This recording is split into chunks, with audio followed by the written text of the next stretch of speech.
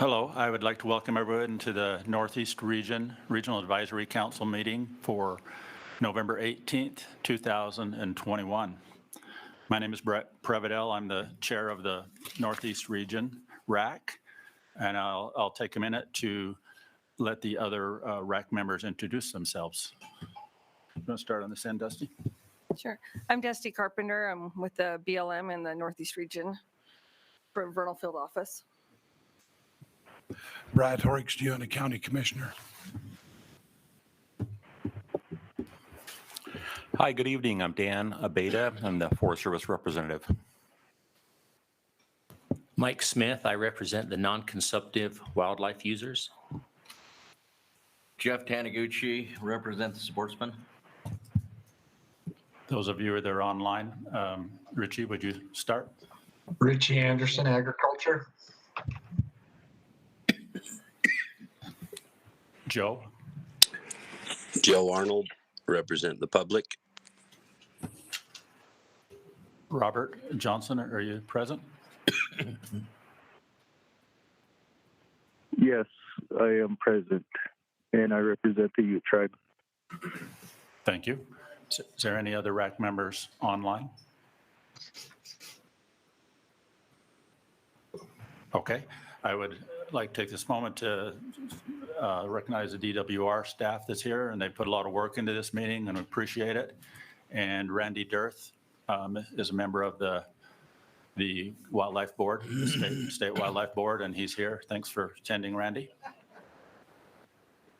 Else, ready to roll into the agenda? There's still a few seats here, so those of you who are out in the lobby, there's a few here on the front and scattered around, so if you want to come in.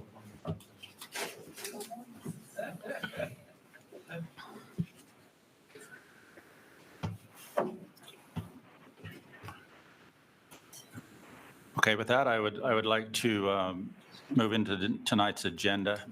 And first item on the agenda is to approve the agenda. Do I have a motion?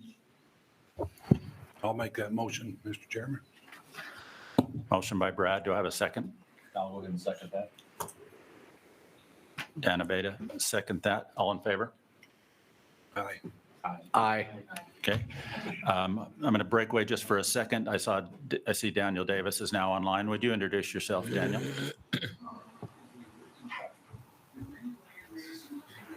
Yes, my name's Daniel Davis. I represent Sportsman. Thank you. Now I would ask for any comments on last meeting's minutes, or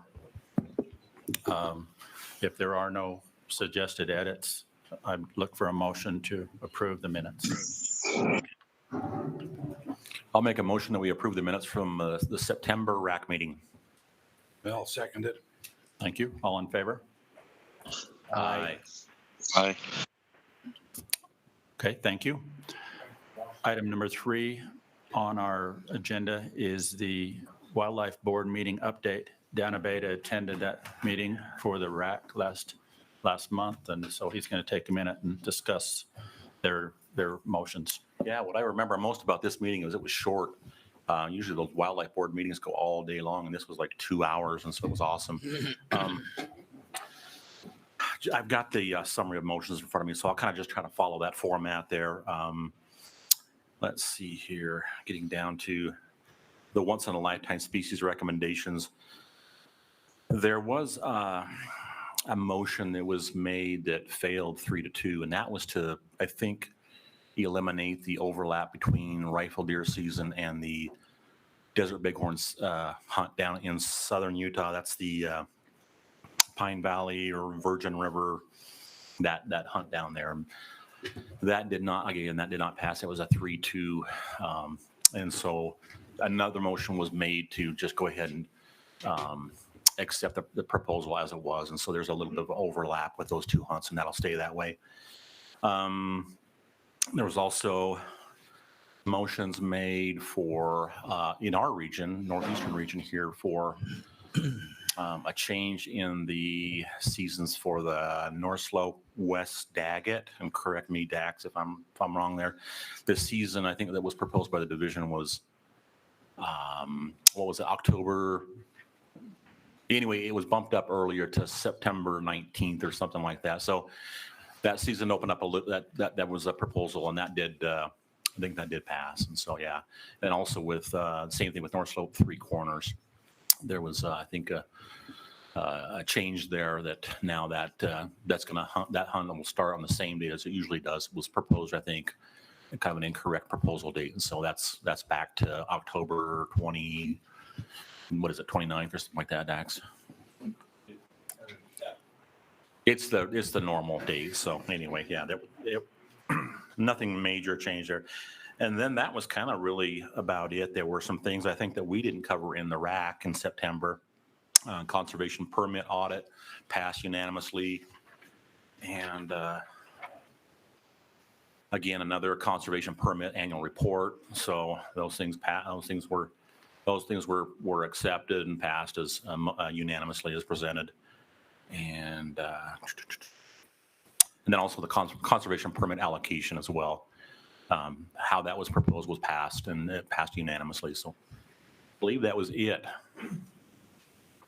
Thank you. Now I'd like to turn the time over to Miles, who's the regional supervisor for the Northeast region, to update us on what's going on in the region.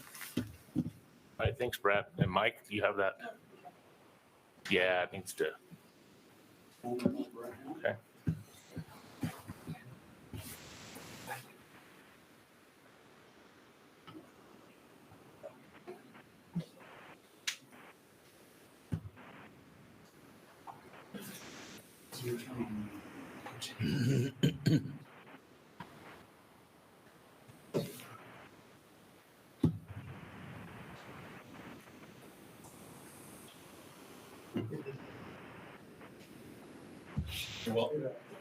While they're getting this presentation rolling, I want to talk a little bit about the process tonight. We will hear briefly from the specialists assigned to each item from the DWR. We won't view their presentation. It's all been online, available for people to look at, but they will give a summary of what the proposal is. And then we will open it up to questions from the RAC. We'll open it up to questions from the public.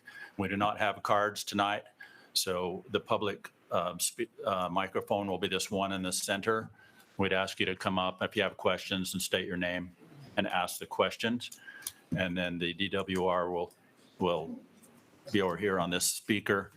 And I would ask you to, they've put a lot of work into this, and it's their job, and they do a good job. And whether we agree with them or not agree with them, this is the process we have. And please you're welcome to make your comments however you feel, but they need to be civil and not directed at the DWR employees, more about the proposals, and that whether that's for or opposed. And when we get to the next item, we'll start that process. Ready to go, Miles? Yeah. All right. Good evening, everyone. Just an update. What's going on in the region recently. So I'll kind of go through some of our management sections and the activities that are going on right now. So the first thing is law enforcement. Statewide this year, trespassing cases seem to be up, and then also in this region, people tend to be trespassing more. So they've been busy dealing with those issues this fall during the hunts. Many of you realize or know that the new baiting law went into effect this past year, this year. And so there's been a number of cases as well of people that seem to be intentionally trying to bait in big game animals as part of in violation with that law. So everyone just needs to know, normal agriculture operations are probably not baiting, but if the intent or the action is to lure or change the behavior of these animals, then that starts to get into the realm of actually purposely baiting. So anyhow, first year of that law, I think everybody's learning a little bit about that, but hopefully compliance gets a little better in the future. Hunting season started off a little slow during the archery hunts, dry year and things like that. But as we got more moisture and different things throughout the year, it seems like the hunts got a little bit better, and officers noticed more harvest out in the field later on in the hunts. And then also our officers been participating in some of our youth pheasant hunts and those types of activities. So it gives them a good opportunity to go out and interact with the public in that regard as well. Next slide. In our wildlife section, be a lot of work coming up. There's mule deer captures that are planned on the south slope, as well as the book cliffs. I should mention that as well. Starting here this next week, this is part of long-term survival studies going on the book cliffs, really help us better manage the mortality rates and the birth rates and those types of things with our mule deer. Really, a lot of our management recommendations are based on that. We're also going to be capturing mountain goats on the Uintas. These will be outside of the wilderness area right now, but this will be part of our migration initiative and as well as some other work where get a better idea of how mountain goats are moving on the Uintas. It seems like our population right now isn't growing as strong as it was. Trying to get a better idea of what some of our mortality rates and causes and those types of things are up in the Uintas. So excited to have that study take place, and we'll be catching goats here as early as next week. This time of year, our biologists are out starting deer classifications in all of our units to look at our buck-doe ratios. Again, that's very important information for our management recommendations. So anybody on the RAC or anybody that's interested in going out with our biologists, certainly get with us and be more than welcome to ride with biologists as we're going out into the field to do some of the classifications to see how we do it and what's out there. Next slide. Outreach. It's been pretty busy fall here lately. Tanya Kiefer's our outreach manager. She's really been helping with the pheasant releases that's going on. Dedicated hunters have really stepped up the last couple of years. They do a lot of the traveling and releasing of these birds. So this year in this region, it'll be about 1,300, almost 1,400 rooster pheasants released on behalf of the division, but the Utah Wildlife Conservation Foundation, that's a local Uinta Basin Foundation, is actually purchasing an additional 1,000 pheasants that are mainly being released on a lot of our WMAs and some walk-in access areas, but you can get online and see those maps. So that's something that's really popular and people seem to enjoy it. So we'll be planning for some upcoming ice fishing seminars. There'll be some other events with ice fishing, some different tournaments and things, including like the Bourbon Bash. So they'll be busy working on that this year as well. Habitat's still doing a lot of work. We're trying to get a lot of the seeding projects done before winter. Excited this week, we were cleaning ponds out in the book cliffs and resealing those. Doing 25 ponds out there this fall to really try to capture water and distribute it out there. The book cliffs is really impacted by droughts. We need to distribute as many animals as we can, as far as we can, to take advantage of the forage out there that's maybe not utilized because of lack of water. The East Fork fire over the Altamont area, north of Altamont, we did a lot of seeding over there last year, but there were some areas that didn't really come back as expected. Some of the higher elevations would have expected that to recover a little bit better on its own. So as a result, there's an extra 8,400 acres being seeded this week. It might be done now, the last couple of days. And then there was a project up at Clay Basin in Daggett County in Richard Mountain, that Richard Mountain fire that happened last year as well. And so we're seeding about 1,300 acres up there this fall to try to get that range back in better shape and more suitable for big game. So a lot of work going on in our habitat and things, and it's exciting to see these things being implemented. Aquatics, they're busy as well. Just last week, installed 240 of these fish structures in Red Fleet Reservoir. These structures are designed to provide some cover for a lot of our younger bait fish. As you can see, with the lake being down, there's not a lot of structure or habitat for fish in some of these reservoirs as they get older. And so it helps maintain some of our bait fish populations so that predators don't completely wipe them out. It kind of creates a better balance where you don't have the boom-bust cycles that you see sometimes with some of these predator fish. So we're also looking at some Eurasian milfoil treatments at Pelican, kind of starting to evaluate that. Eurasian milfoil is kind of an invasive species that can really kind of form these dense mats. It's really hard to even get a boat in the water. And then just recently, just last week, I finished completing the disease certification on walleye at starvation. We're now spawning walleye from starvation to restock in other reservoirs throughout the state, including red fleet. They're also going to be tracking carp this winter in Pelican through some telemetry efforts to see if there's places these carp will congregate under the ice or different places where we can target maybe some removals on those a little bit easier. And then finally, Utah and Wyoming just finished burbot trammel netting. That's kind of an annual trend netting project of Flaming Gorge. And unfortunately, down the canyon reaches, we're seeing an increase this year. It continues to increase in the canyon, but up reservoir into Wyoming, those numbers of burbot are staying a little bit more stable up there, it seems, but they're expanding down reservoir. We hate to see that, but certainly we'll keep monitoring that in the future. So I think one other thing I'll mention is we talked a little bit today about the Book Cliffs research that's been going on for the last 3 or 4 years, talking about that, some of the results and where we're at with the BYU and the professors there. So there's going to be some things that has some management implications in the Book Cliffs. I think we'll look to present some of the information at future RAC meetings, and there'll probably be some recommendations that we'll be bringing forward as a result of that study as well. So just want people to be aware of that there's some good information coming in from the Book Cliffs, and we'll start sharing that with the RACs as time moves forward. So that's my update tonight, Mr. Chair. So I'll turn the time back to you. Thanks, Miles. We will move to item number 5. I forgot to mention on the comments, we want to give you time to comment, but we've tried to limit it to about 3 minutes to the public for each comment. With that, Blair Stringham is here, who is the Waterfowl and Migratory Game Bird Coordinator for the state.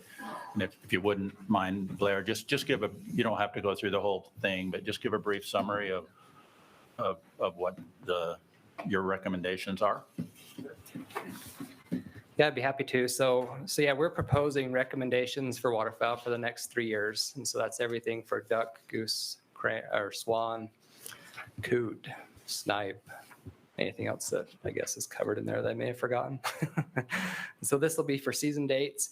A lot of it isn't really specific though, as far as permit numbers and things like that, because it can change from the flyway from year to year. And so what we are basically presenting to the RAC tonight would be to accept the season dates that we can set in stone, and just to basically go with the maximum allowed season dates and bag limits that would be for all the other species over the next 3 years.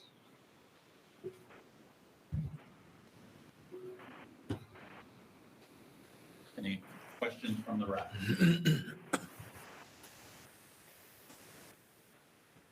I have one question. Is there any indication that the sandhill crane tags are going to increase in the flyways? So your annual issue of not having enough. Hoping your mic is. I'm sorry, I'll repeat that. Is there any indication that they're going to loosen up the numbers of sandhill crane tags that would help us here in the basin? Yeah, so that's a good question. So that changes from year to year based on a 3-year survey that we do that is across the whole range of sandhill cranes from Montana all the way down through Arizona. And so we use a 3-year average over those years. And so if the average goes up, we can increase permits. If it goes down, we have to decrease. Looking at the last survey we had, our crane numbers are definitely trending up. Within the state, we've been doing a lot to try to survey every area that we have for cranes. And so within our state, we've seen numbers trending up. And so if that trend continues, then we would be able to increase permits. Over the last 5 years, we've probably had anywhere from about 100 to 150 permits out here in the basin, which is about 1/3 of the permits that we give out across the entire state. So if that number goes up, then we'll likely increase as much as we can out here. So. You're saying that increase the whole state, not just in the basin on crane numbers? Yeah, so it's part of a larger problem that we have with just crane depredation and nuisance, largely in like the Cache Valley area, Box Elder County, and here. Those are kind of our hot spots. And so we try to distribute crane tags throughout those 3 areas just to keep the pressure down. If we do see problems growing, then we do adjust those those percentages, but generally we try to keep it about 33% of the permits in each of those 3 areas. Thank you. Is there any questions from the public? Oh, I'm sorry. Was there another question from the RAC? Go ahead, Jeff. Yeah, I was just wondering how the drought has been affecting waterfowl in the state. I know you went through this, but like to kind of get another update on it. Sure. Yeah. So what we've seen the last couple of years is the drought has really had impacts on our local breeding ducks. Our geese have been relatively steady, but ducks really rely on that seasonal wetland component to pull off their nests. And so when a lot of those seasonal wetlands aren't full, they move into more permanent wetlands. And we've seen a lot of those even be dry the last year or two. And so when that happens, we just see very, very poor production in the state. And so within the state, it's been like that. And really across North America, it's been pretty poor conditions this last year or two. Particularly this year, a lot of the areas that had water across Canada for most of the last 20 years were dry. And so what we've seen the last 2 years in our 2 months in our duck harvest is most of those birds are adults, which is an indication that very few birds were produced here or anywhere else that are moving south in our flyway. So it'll probably affect next year's more than it does this year. So it can definitely change a lot from year to year. We'll probably see the population at least stabilize next year. Really, I mean, they're kind of boom and bust like a lot of the upland bird species. And so if we had excellent conditions across all the breeding areas, you could see the population jump quite a bit. The average duck will have anywhere from 5 to 10 ducklings. And so if a lot of them have high success in nest hatching and then raising those birds up to be where they fledge, we could see a lot more birds. So really, it's all comes down to water, like everything else with wildlife. Thank you.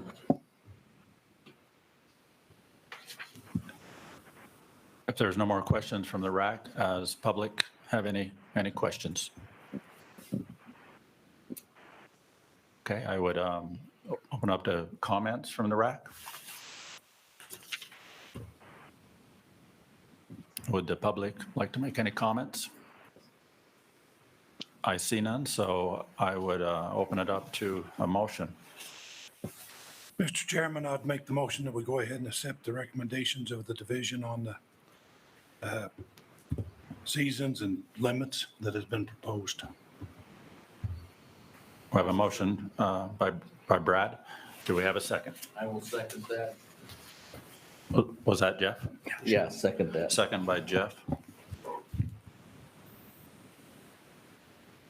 And we will, because we have this hybrid system with the online and the present, we will still go with the roll call votes tonight. We'll start with the online individuals. Daniel? Yes. Robert? Yes. Joe? Yes. Richie? Yes. Jeff? Yes. Mike? Yes. Dan? Yes. Brad? Yes. And Dusty? Yes. Motion passes unanimously. Thank you, Blair, for coming to Vernal and presenting that.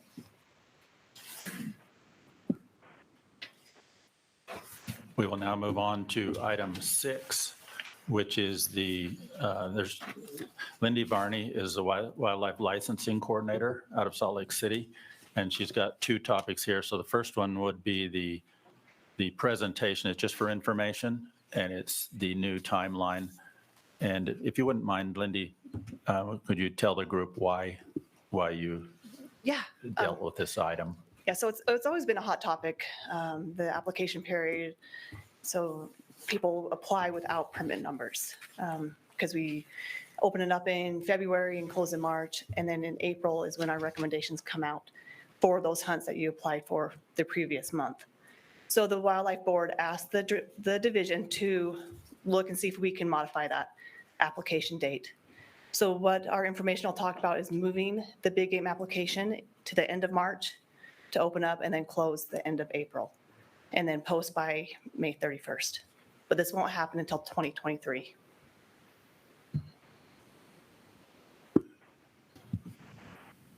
And the driving force is the public should be able to see the permit recommendations before they apply for a unit, right? For that Correct. year?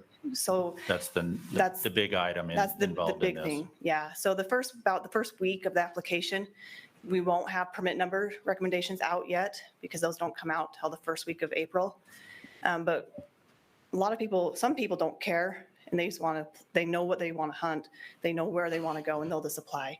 But if they do want to wait, they can apply the next week. In the next 4 weeks, it'll be open with proposed permit numbers.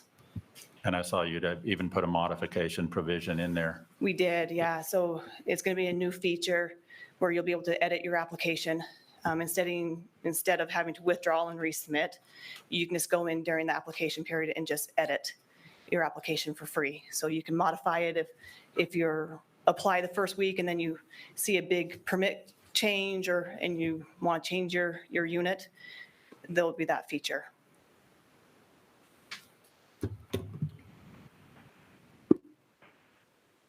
Are there any other questions from the RAC? We were, years past, we were at this time frame before, wasn't we, once before, years ago? Or do you remember offhand? Before my time, yes, we were, but then I know we changed it back, we pushed it back into February timeframe Good. because of the way that we get our permit recommendations now. Yeah. You guys I was wanted the previous hunt years, and so we weren't using past data to get those permit numbers. Looks, I think it's, looks reasonable. I just wanted to make, I was trying to remember why it was pushed back a little bit there in the previous years, but it looks acceptable to me, which when we've had the presentation of the wildlife calendar on the year, it's pretty full. Everything has to work out just right the whole year.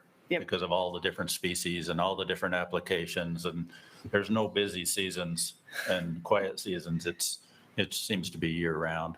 It's a continuous process for all the species we hunt in Utah. Any other questions from the RAC? I've got a comment, Mr. Chair. I think that's great, a great customer service move on the division's part, so thank you. What about additional pressure that's going to put on your contractor for processing those applications?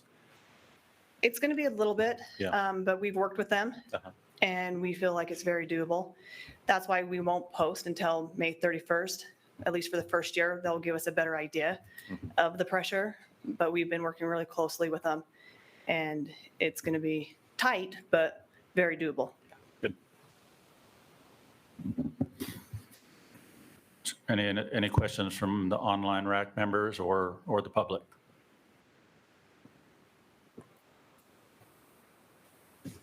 Tyrell, please state your name. Tyrell A. Bigland, dedicated hunter. Tyrell A. Bigland, dedicated hunter.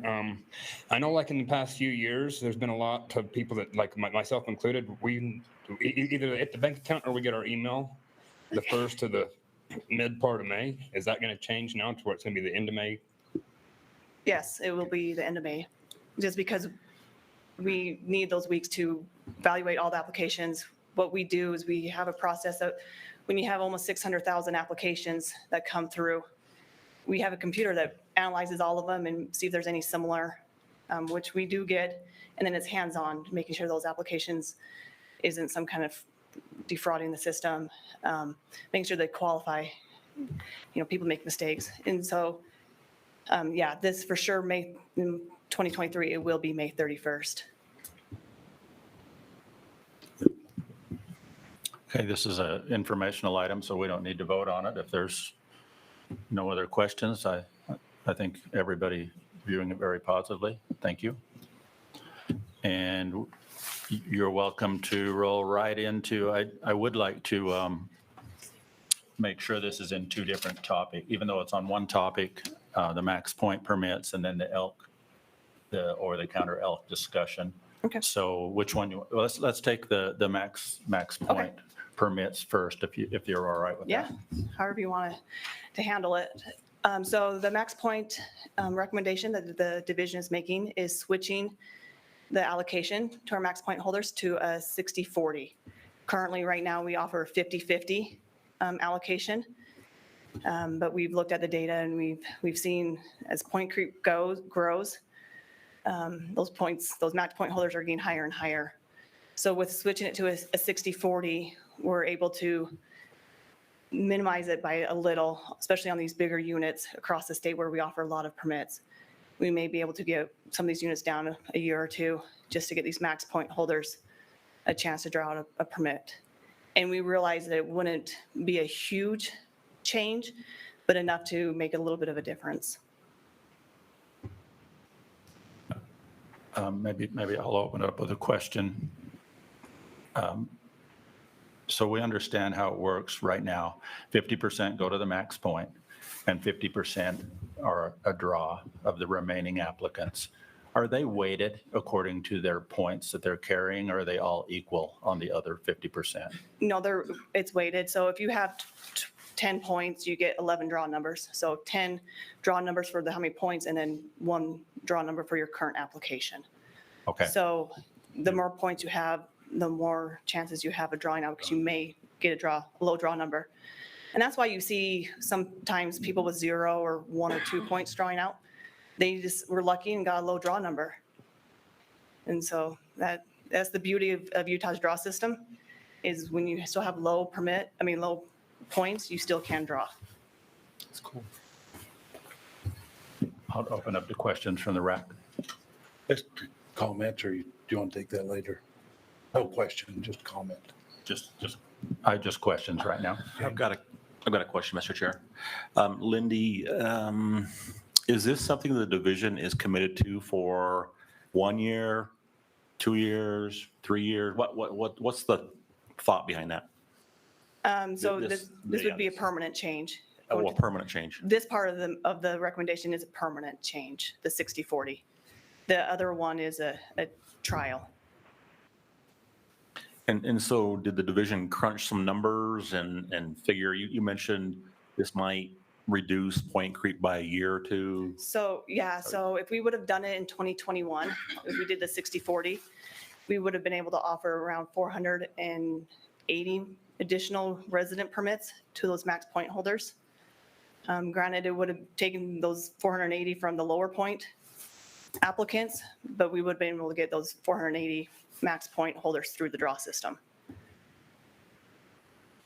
Okay, thanks.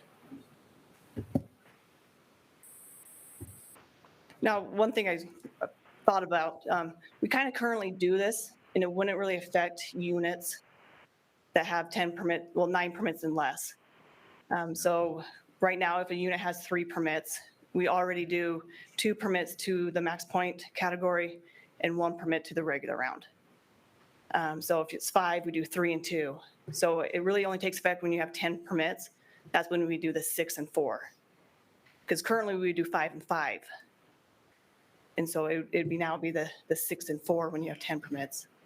But below that, we're already kind of, when it's an odd number, we give it to the max point holder already. Any other questions from the RAC? Okay, we'd open it up to questions from the public. Please state your name. Hello, my name is Jerry Slaw. And just a question on those, the 60-40. If it were to lower the first 2 years, or like you're saying, why wouldn't it continue to lower? If it's lowering at one point in time, why wouldn't it change? Why wouldn't it keep lowering? I've always liked the 50-50, but just wondering. Just because it's a pyramid effect. Like, we have so many applicants at the bottom that are applying for our draws. And so once you get to that, it'll kind of plateau a little bit, but we still would knock those people out quicker that have max points. So it will always kind of make a little bit of a difference. Okay.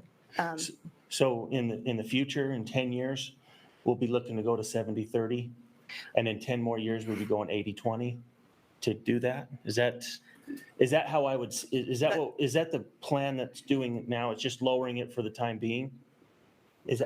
Yeah, that's not my intention. No. No, I'm saying that, I think 60-40 is a great compromise. because I love the opportunity to still give to the youth, to those new beginners or someone switching a species. So I don't want to take away too much opportunity from them. So Yeah. the division felt like it was a good compromise. And the compromise, like, so what I'm saying, I like the 50-50. And again, because there's a lot of people that put in for, that have 25 points or whatever, that have been diehard hunters their whole life and really in just emotional deserve that tag or whatever you want to call it. But then there's people that have 25 points that have no idea they have 25 points.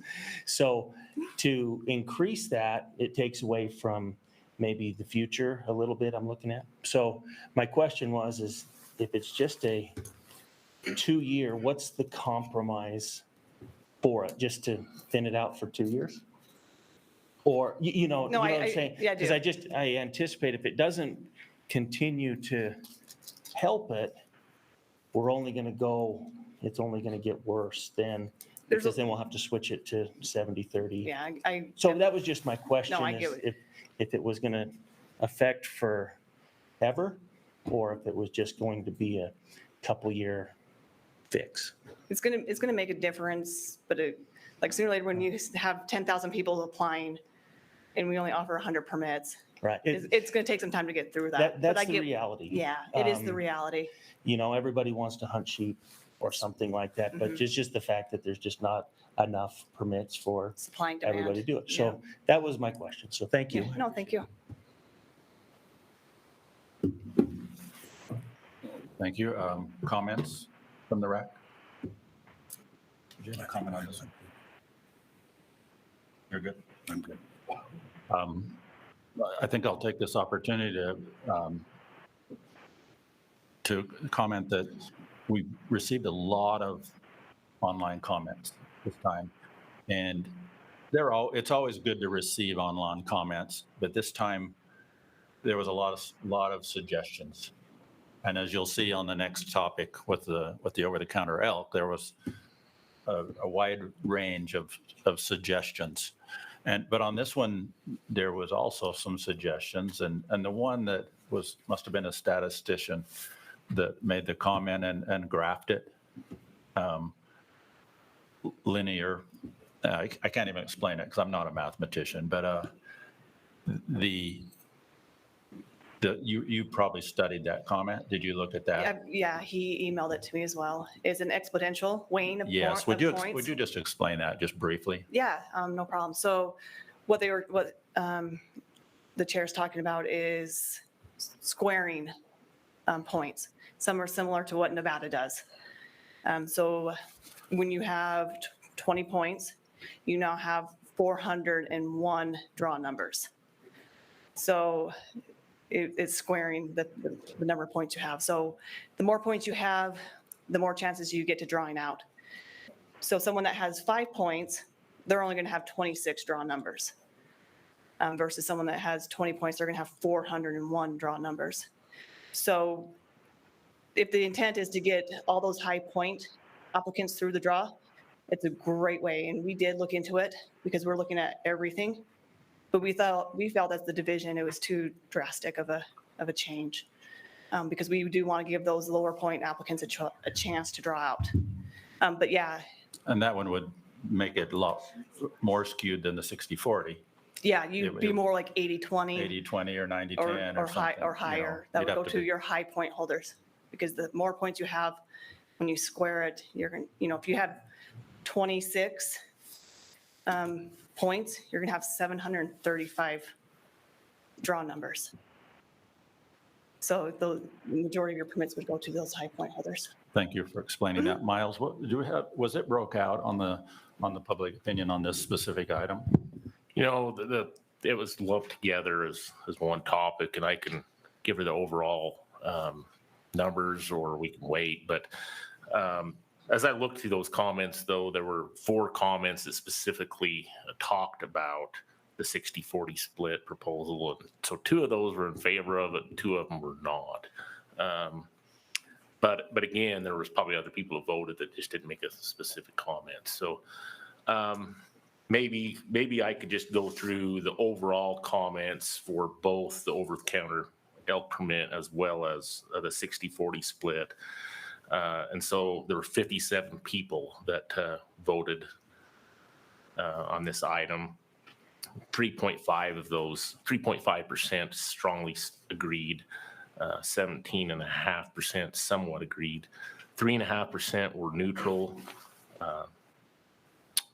0 people somewhat disagreed, and then there were 75.4% that strongly disagreed overall. So again, most of those, the input, I think, was talking more about the elk drawing proposal, but again, 4 people specifically mentioned the 60-40 split, and it was split between those where they supported or not. So Thank you. If there's no other comments, I'd still like to vote on the items, break them out separately so we don't blur the line between the two, because I know we're going to have a lot of discussion about the. You're going to give a chance for public comment? Yes. Do you have a comment on this 60-40 split? Yeah. You bet. Jump up there and state your name. My name's Kevin Norman. I'm representing SFW tonight. First of all, I want to thank Lindy. We've been around all the RACs now, and she's in an almost impossible position to please everybody. And I feel bad for her, but she's doing an awesome job and throwing out ideas, and that's what these meetings are for. And she gets beat up way more than she should. And even though tonight we're going to oppose her recommendations at SFW, we like the thoughts of it staying at 50-50, simply for the fact of looking out for the new hunters, the youth, and whatnot. I hate to see them not have a chance and get a fair shake at drawn tags. So thanks, Lindy, and appreciate you guys for your time. Thanks. Any other? Tyrell A. Biglin, dedicated hunter. I watched most of the other RACs online, and I gotta say, I don't know who you made mad, Wendy, but to get this job, I don't envy you any, darling. But I seen where they did bring up the comment about the squared. I mean, on some of your draw units, like the Bighorn Sheep or Antelope Island or Henry Mountains or whatnot, I agree with something like that, because I mean, when you get these youth that are drawn out on their first or second year, I mean, that's really the best you're gonna do, really. I mean, I know a few of them that did that on like the Henrys or the Ponchagon, and they've all but give up on hunting. I mean, if it's something you got to work for and work at, and you can actually dream about it a little more, I don't know. Just my comment. Thank you.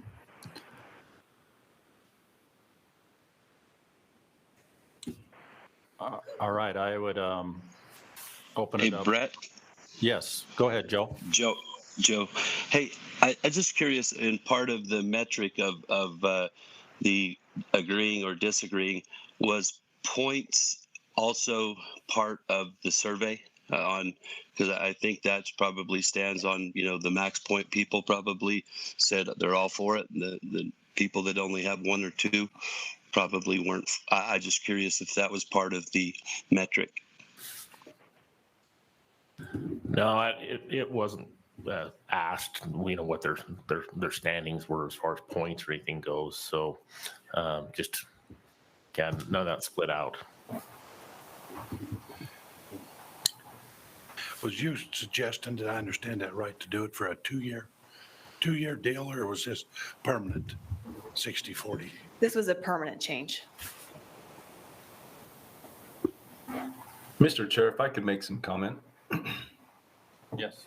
Yes, go ahead. So just speaking on a personal behalf and experience of those around me and those I associate with and whatnot, but I myself have been the recipient of having to wait the max time. Took quite a few years, and that's what it took to get it. And I've also been a recipient on the other end, where I didn't have max points, and I was provided an opportunity and was able to move on to another species, more in the once in a lifetime category, to try to do. The current system we have provides that ability to not be so focused on one and take so long to get one. If you're one of those lucky, on the lower 50% hanging fruit, if you will. And speaking from both sides of that, I like the 50-50. It's a easy projection as sportsmen and those that utilize the resources, look into these. Everybody forecasts and sees and can evaluate their odds, and it's I've seen and heard more opposition to the change. So I don't know that I could support it. Thank you. Any other comments from RAC members? Public? What what has the other RACs done? Would you address that? Lindy? Yes, every other RAC has denied, has opposed the recommendation. Yep.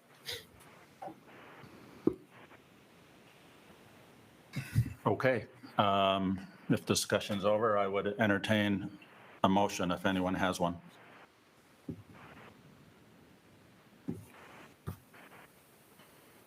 Mr. Chair, I'll make the motion. Okay, Daniel Davis, make a motion.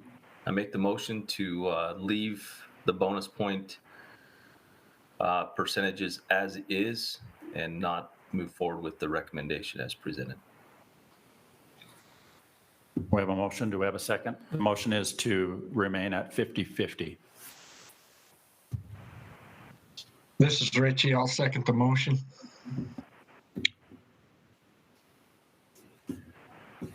Okay, I'll do a roll call. Daniel Davis?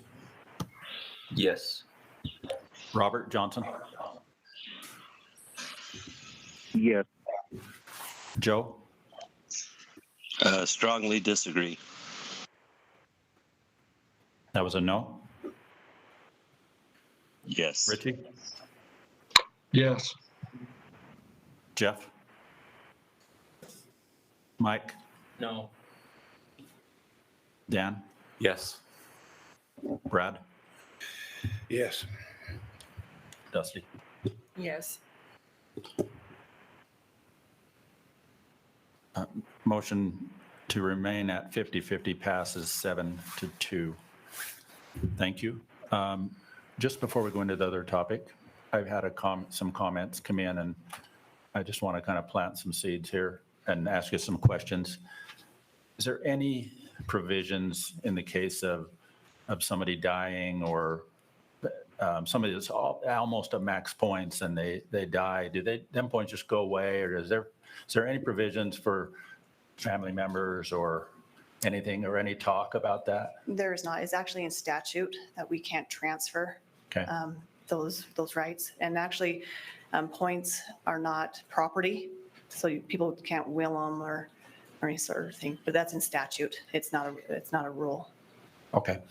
Has there been any discussion about, I know you have some provisions for disabled individuals, season starting dates and stuff. Has there been any discussion about senior type tags? There's always that discussion. We have it a lot. But that part, you're just dividing the pie more away. And so we've always kind of afraid away of giving special interest groups or categories of people permits, a piece of the percentage of the permits. But we always look at it. A couple of years ago, I can't remember the numbers, but we looked at the age numbers, and it was a lot of permits would go to the seniors. Okay, thank you. I was addressing some comments that had come in, and I said I would ask them questions. No. Okay. Great. With that, we're okay to keep it moving. We will move into Lindy's next item, which is the over-the-counter elk permit recommendations. And you can just briefly summarize that. Sure. So the division is recommending moving our general season Any Bull elk and our general season Spike Bull elk permits into the big game drawing for 2022. The reason behind this, there's a couple different reasons. but the main reason is because of the supply and demand.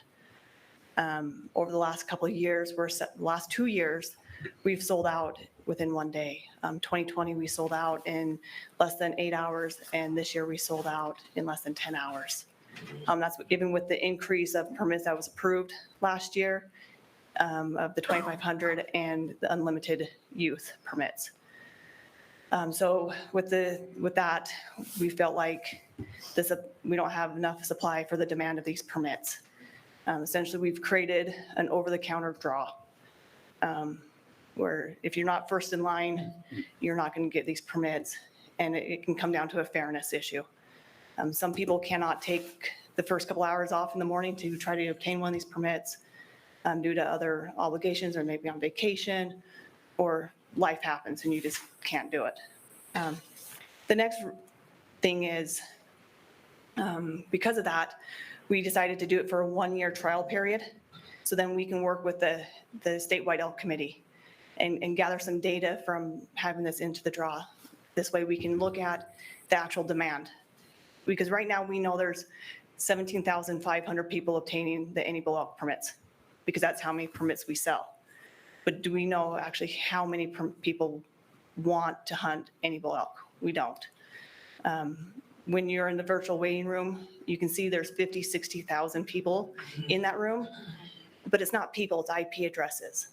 So we don't know if it's an actual person or if it's a person with 6 devices trying to obtain a permit. So we can gather some of that data and work with the statewide elk committee and see what's best for our hunters in the state of Utah and what works best for them and for us. Thank you. With the youth tags that did not count against the quota, were we somewhere around 21,000 tags this year on the any bull? Now you're making me do math. It's about 19,000, so 17,500 plus an extra, just shy of 20. I think it's been a long week, guys. Just shy of it was. We offered 2,200. We sold 2,200 youth permits, so it's a little shy of 20,000. So Sorry. right around 20,000. Yeah. Okay, just that's the number we're talking this year. Yep. The demand. But I had multiple calls saying that they wanted it, so we don't actually know the full demand of these permits. Right. So I'll just open it up to questions. I will say that we received lots of comments, and Miles has them wrote down. We'll talk about them in a few minutes. And they came with lots of really good suggestions that we can throw out on the table also. So I'll open up to questions. Brad, did you have one? That was, you understand, you're right, is a 1-year trial deal, so we can actually come up with the actual numbers, is what you'd like to. We would like to see how many people We're actually, yeah. are wanting these permits, and so, because last year we came through with an unlimited, proposal for these permits, and one of the main questions was like, well, how many people want these? And we all kind of said, we can estimate, but we could never actually, give it a good number. I think you did a really good job in your video of explaining why we have a problem. I think as we hash this solution out, we may go back and forth on that. But the multi-season tags are a major contributor to the issue. We feel like they sped up the process, but we feel like we would have been here in a year or two from now. They, just come off the overall quota. It's not like we're issuing more permits if multi-season went away, but we do feel like it contributed to it, but we still would be here in a year or two without them. Thank you. Questions? Mr. Chair, I've got a question. Okay. Go ahead. Lindy, if these permits were to not be unlimited or in a draw, is there a way to restrict the purchase of these permits to be in person from retailers only rather than online with the antlerless or leftover permits from other seasons or hunts? So from what I'm understanding is you're wanting not to sell them online, just sell them at a retail office or division office. It's always doable, but it feels like we're going back in time because we have the technology to sell these permits online. Let's utilize it. There's some people that obtain these permits that don't have the means to go to a retail store or to a division office. There's the non-residents that couldn't purchase, so you'd be not giving them the option to purchase. We don't sell many to non-residents. It's about 5%, so it's not a huge number of non-residents, but we still wouldn't give them the option because they won't come to Utah to purchase one. But it's always an option, but So we talked about, you mentioned technology, but that seems to be our failing component. Is that correct?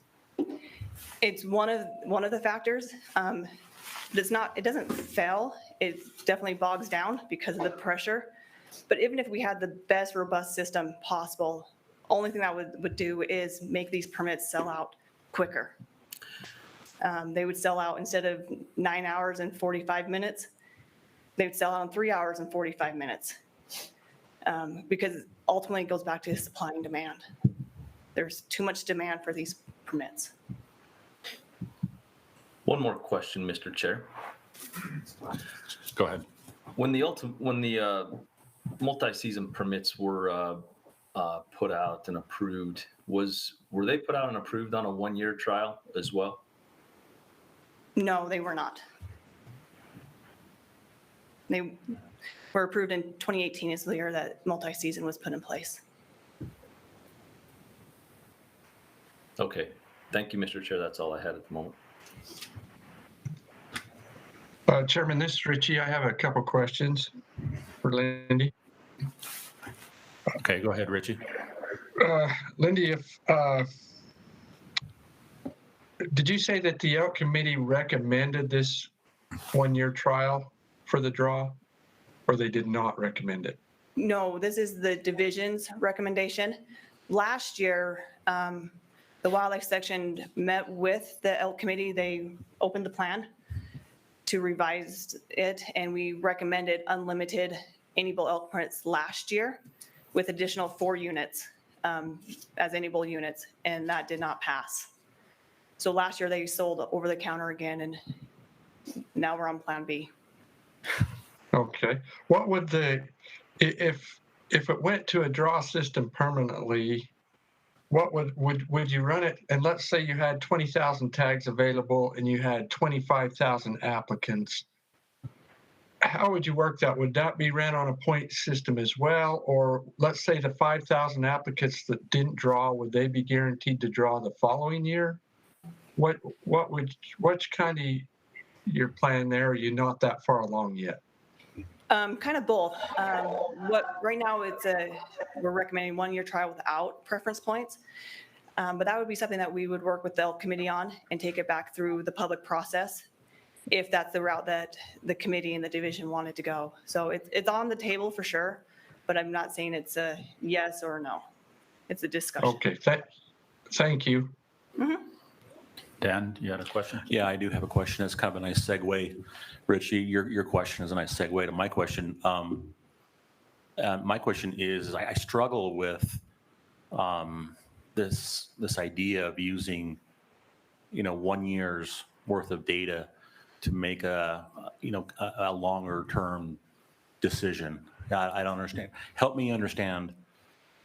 I guess the rationale by using like just 1 year's worth of data to make a decision that could affect management for multiple years. That's a good question. So we have prior data where we can see like unique hunters that have tried to obtain these permits, but have obtained the permits over the years. But this way, if we look at that data and then we look at the actual people, we can compare them. But we felt like it would be better since the elk plan is opening up next year already, that 1 year would be enough for the elk committee, and the wildlife section felt like that would be good data to help determine what kind of management skills they want to move forward. Last year, we when we had the recommendation to go unlimited, I asked the division to research that out, and Covey and Lindy got that number for me, and there were, if I remember right, approximately 33,000 unique individuals that had hunted elk. And I don't remember if that was in the last 5 years or 10 years, but that's how many known elk hunters there was when I asked that question last year. Just if you're wondering if there's 100,000 of them out there or 30,000, everybody that had ever hunted in recent times, it was about 33,000. Yeah, I'd say I got the last 2 years. I'm just trying to find the text. Just because you asked, now I can't find it. But it's close, 20-ish, 25, the last 2 years. So give me a second. I can pull the exact number. That's fine. Joe Arnold has a question as well. Okay, and I will follow that up with, I know we're in questions Yeah. right now, So 25,000 but the last 2 years. 25, okay. The last 2 years. And we sold 20, approximately. I felt that probably with a few exceptions of those that had work conflicts or whatever, that this year, everybody that wanted an elk tag probably got one, even though it took all day. You know, I was at the Central Region office for a meeting. There was no lines at quitting time out in the city. There was no lines at Walmart. You know, the lines were done, and your computer system nobody lost their place. And I told you that after the draw. You know, I thought, yeah, it was, I'm sure, exhausting for you, but it was quite fair. And I think, in my opinion, nearly everybody that wanted a tag this year got one. And so, Joe, I'll just roll that into your question. Go ahead. Yes, thank you. How will this affect the spike hunts? Will that also be a draw, or is that over the counter different than the open any bull season? No, so we're recommending putting any bull and spike. And the reason behind that is, you know, people do try to purchase both. So if they can't get the any bull, they'll go to a spike. And so with putting the draw, they still can go that route. But spike is selling out quicker and quicker each year as well. So the demand for those is picking up. Granted, it took 5 days to sell out for spike this year, but each year it's getting less and less. So with us getting the data, we can now say, you know, this many any bull hunters wanted their first choice. This is how many wanted as their second choice. Right now, we don't know that. And so we just feel like it would be best to put both of them in for the 1 year trial. They would be able to put a spike as a second choice? Yes, yeah. Or vice versa, or just as plain spike. But they'd be able to apply for both. Is there any other questions from the RAC? So does that mean they can take a spike in any bull unit, but that's the only thing they can take is a spike only? Is that correct? No. I'm looking, I have to think for a second. So since it's in any bull, they can still, but they have to hunt the any bull units.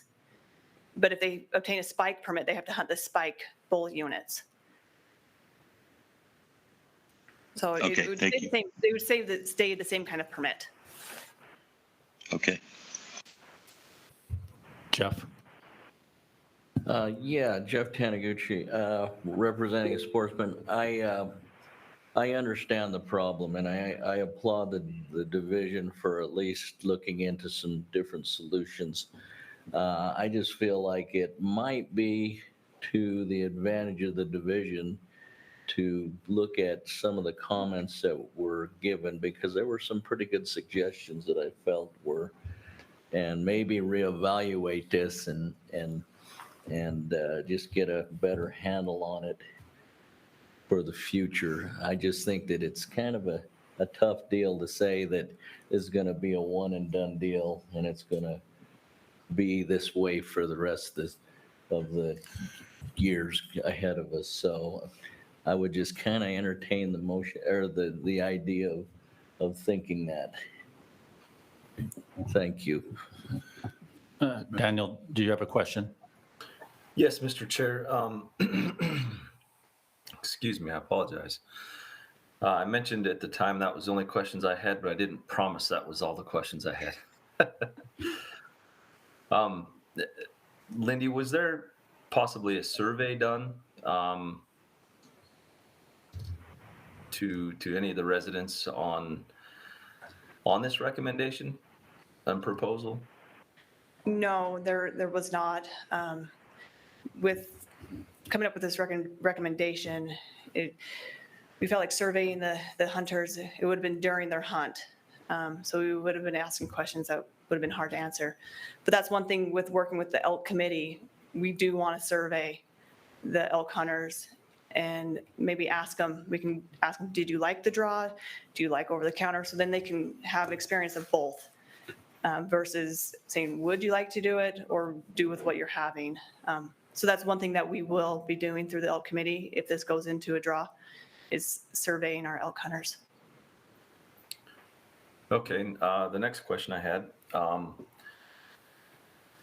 in this meeting and in this process, are the RACs and Wildlife Board, are they able to, are we able to make recommendations on what permits would be handled, whether in the draw or left over the counter or in that nature? And if I'm correct as well, but not discuss permit numbers. Is that correct? This one's a little tricky. I'm gonna have Kobe come up and explain because this one, general season elk is in the statewide elk plan when it comes to numbers. So I'm gonna actually let him explain this one since he helped write it. Yeah. You always have the hard questions, Daniel. And you know, at this meeting, we usually don't discuss numbers. That's what I'll say. This one's pretty intertwined because what the recommendation comes down to, and Lindsay said, Lindsay, Lindy has said this time and time again. It's just that we're at a point where the demand has increased and surpassed the supply. That's the complete, I mean, everything else aside, that's the rationale for the recommendation. And so it may be hard to discuss this without discussing what the supply is. So I would hate to limit the RAC. What I can say, again, and I've said this in every RAC, is that last year when we brought forward this recommendation, we'd met with the elk committee and we opened the plan. And so when the division writes a management plan, we work really, really hard to make recommendations to that plan. You can't expect a recommendation outside of a management plan from the division. In fact, it's in statute. It tells us that we're going to write management plans and make recommendations to those plans. And that's what helps us know what success looks like, right? Because we have a direction, we have a guiding document that we've worked through with the public already. So simple answer, we're not, it's complicated, it's intertwined. I understand if the RAC wants to go there, and it's not the division's recommendation right now. Does that answer it, Daniel?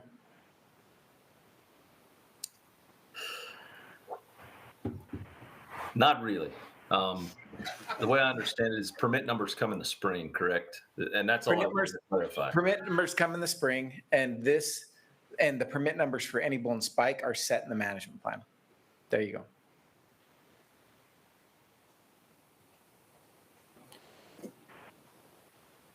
Okay, is there any questions from the public? Please go ahead. Hey, Bigland again. A lot of people, myself included, we wait till after the draw to see what we drew out for to determine whether we're going to get an elk tag and which one we're going to get. Like, I mean, I've been putting in for the Henry Mountains for the last 12 years now. And if I ever do draw that, I'm going to get an any bull because it's an any bull unit. Spend 3 weeks down there scouting for my deer and hunting elk. Right now, I just get a spike tag to go hunt with the family. And it's kind of a way for people to actually have some family time they can kind of guarantee on, because everybody knows somebody can get online for. And 4 years ago, when the multi-season tags were implemented, I mean, I think that was a driving force for that. So if they say it's going to be a 1 year temporary trial, let's try and put what would hurt to put the multi-season in the draw and see what happens.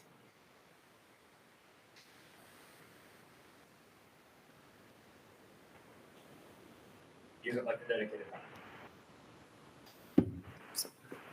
Okay, is there other questions? And if there is, then we're going to go to the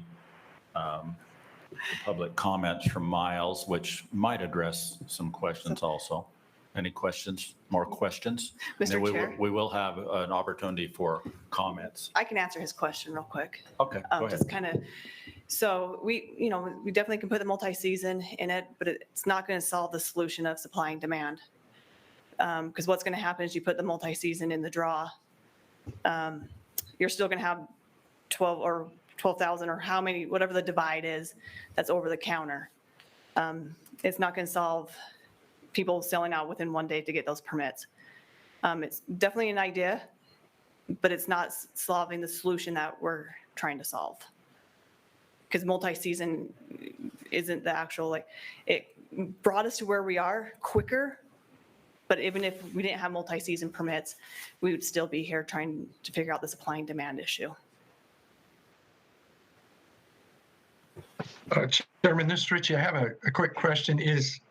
Are we going to talk about the multi-season tags now, or do we want to just stay with the over-the-counter subject now? Well, right now we're asking questions, and then I assume that will come up when we have ideas or suggestions. So we'll revisit that in a moment. Okay. Please state your name. Hi, I'm Samantha Pettit. A lot of us hunt for family groups, and if we go to a draw out, is there any way that we can up the number from 4 hunters to maybe a little higher? So it's always a possibility if that's a motion that wants to be made.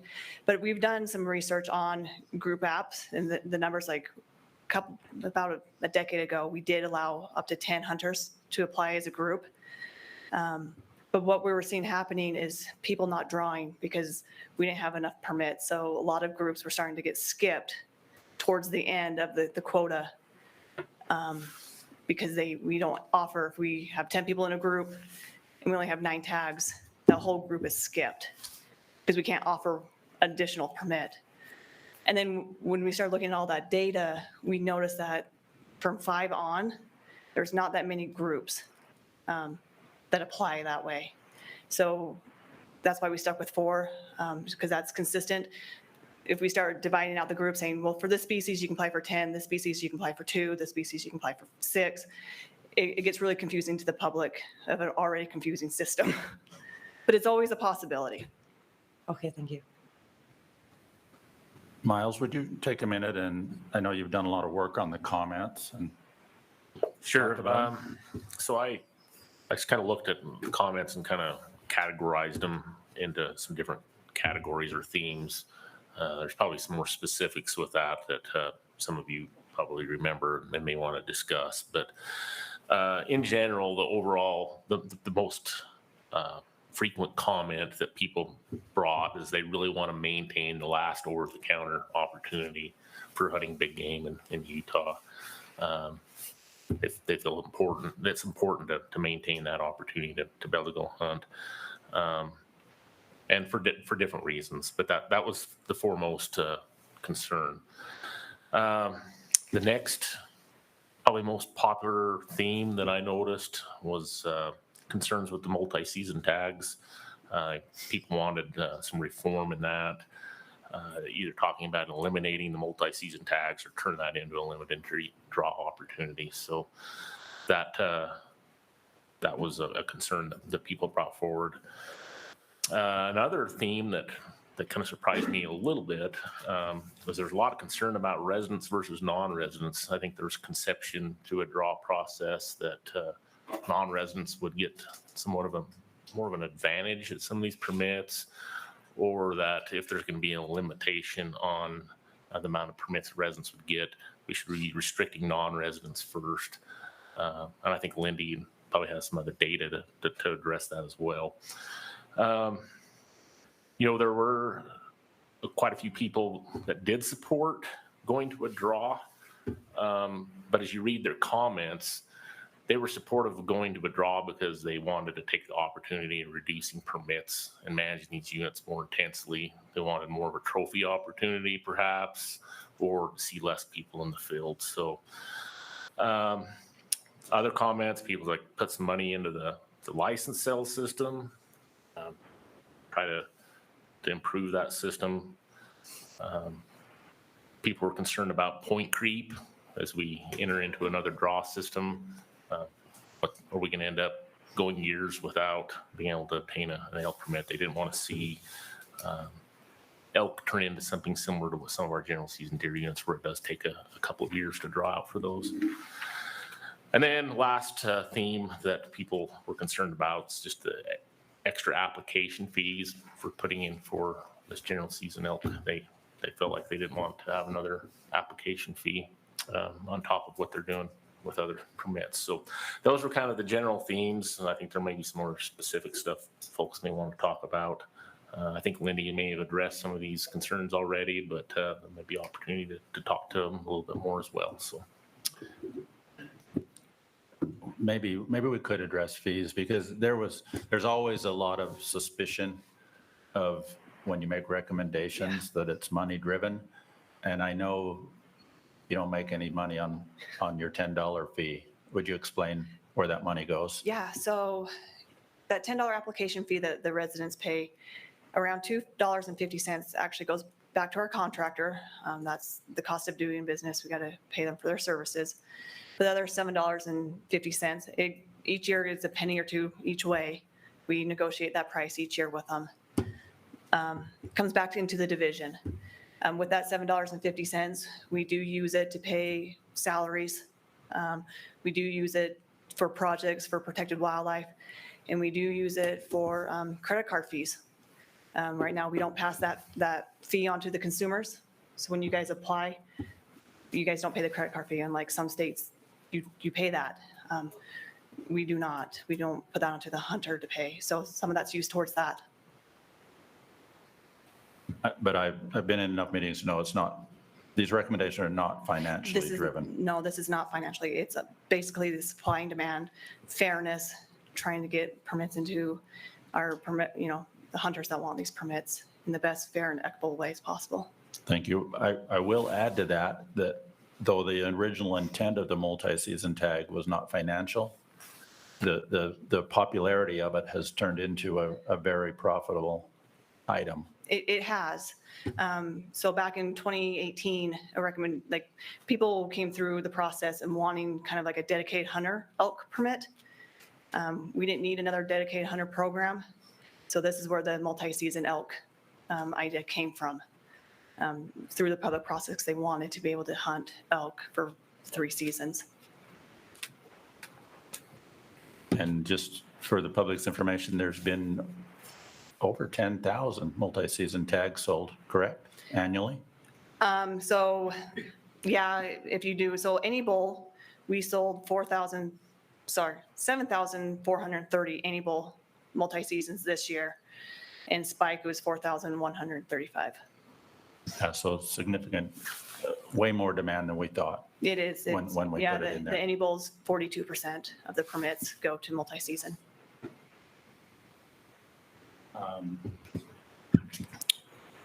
Okay, is everybody satisfied with it, that they understand the issues are? And if so, I would, is there any other, I didn't give the public opportunity to comment. If anybody wants to, go ahead and stand up and comment. I think we talked about it a little while ago. We figured we got 25 to 30,000 people that want the elk tags. Right there just went 7,000 of them out of the other 17,000. You had all these archery hunters that went to the multi-season. I think that's a big portion between the muzzleload and the archery. And like I said, I watched all the racks, and I know that there was at least one region that voted to go unlimited tags. I think the draw would be a better option than going unlimited, because then we end up getting crowding, and then we start adding more tags or more hunts, and we're already hunting elk 6 months out of the year. And then the shed hunters come in, and then they hunt them for another 4 months out of the year. And I think it was Gene down in the southern region said it best: when it comes to the division, there's no such thing as temporary.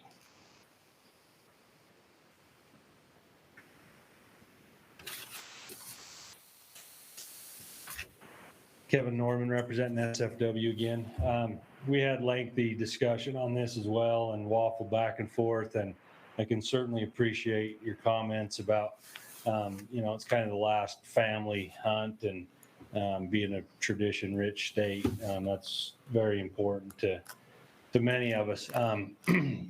With that being said, we waffled around and we voted to support the division's recommendations on the strict contingency that it is a 1-year trial, and it's brought back through the public process again next year to reevaluate and go from there. So thank you for your time.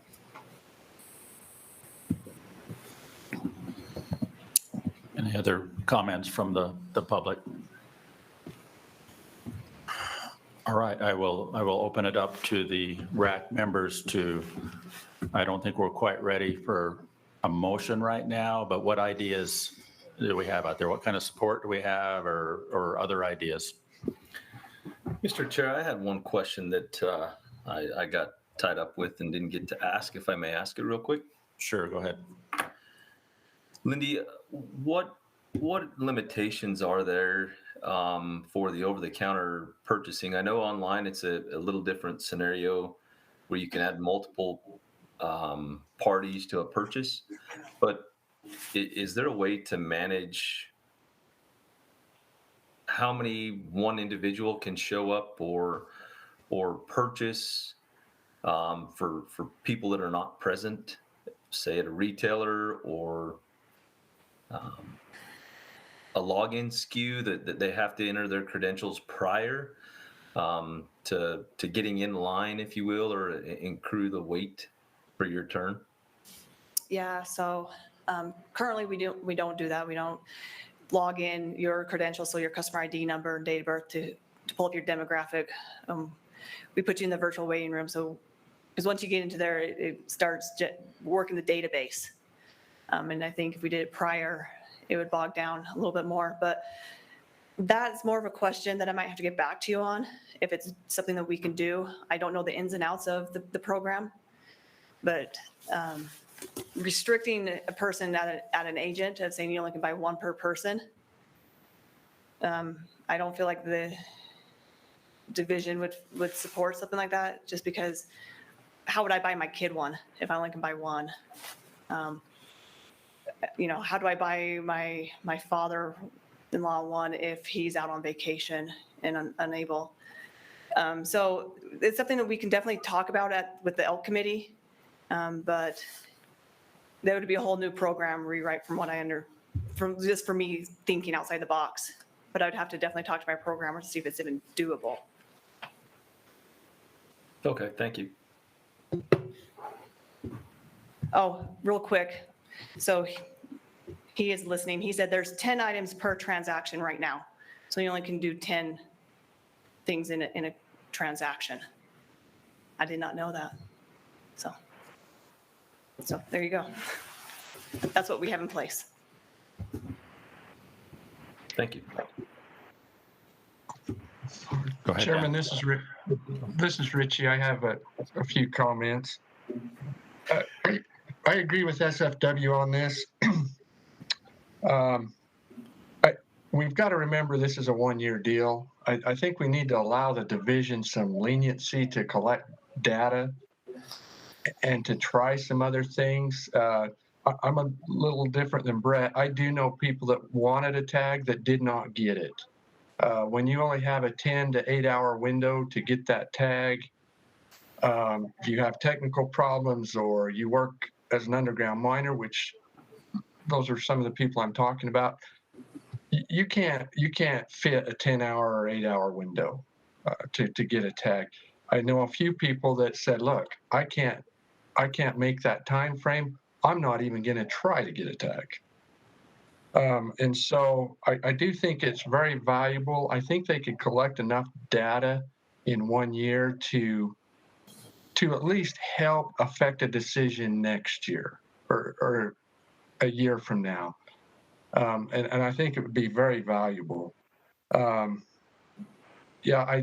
do think we need to do something with the multi-season as far as when I was younger, I hunted the multi-season. I really enjoyed it, but the demand has gone up quite a bit. I know people that's bought the multi-season tag, they don't necessarily agree with the multi-season hunt, but they bought it because it was available. But they agree that maybe we're putting a little too much pressure for too long of sustained period with the multi-season. As far as unlimited tags, I hope we kind of just drop that. I don't think there's ever going to be enough support for unlimited tags. I think we kind of need to be going the other direction and maybe breaking these areas up into different units for more detailed management, I guess, because some areas are at objective, some are over, some are under objective, and so the management options to break some of these areas up into units, I think would be better. And if you did that, you would have to go to a draw anyway. So that's my comment. I think the division needs the leeway to try some new things once in a while and collect some data. I think it'd be very valuable. Thank you. Thanks, Richie. Dan, you had a question or comment? Yeah, I was wondering, Lindy, can you summarize for us how the other RACs voted on this? Yeah, so I've been everyone's favorite. Every RAC has opposed this recommendation. Central, Northern, and Southern opposed it, but went unlimited. Southeastern just opposed it and to leave it as is.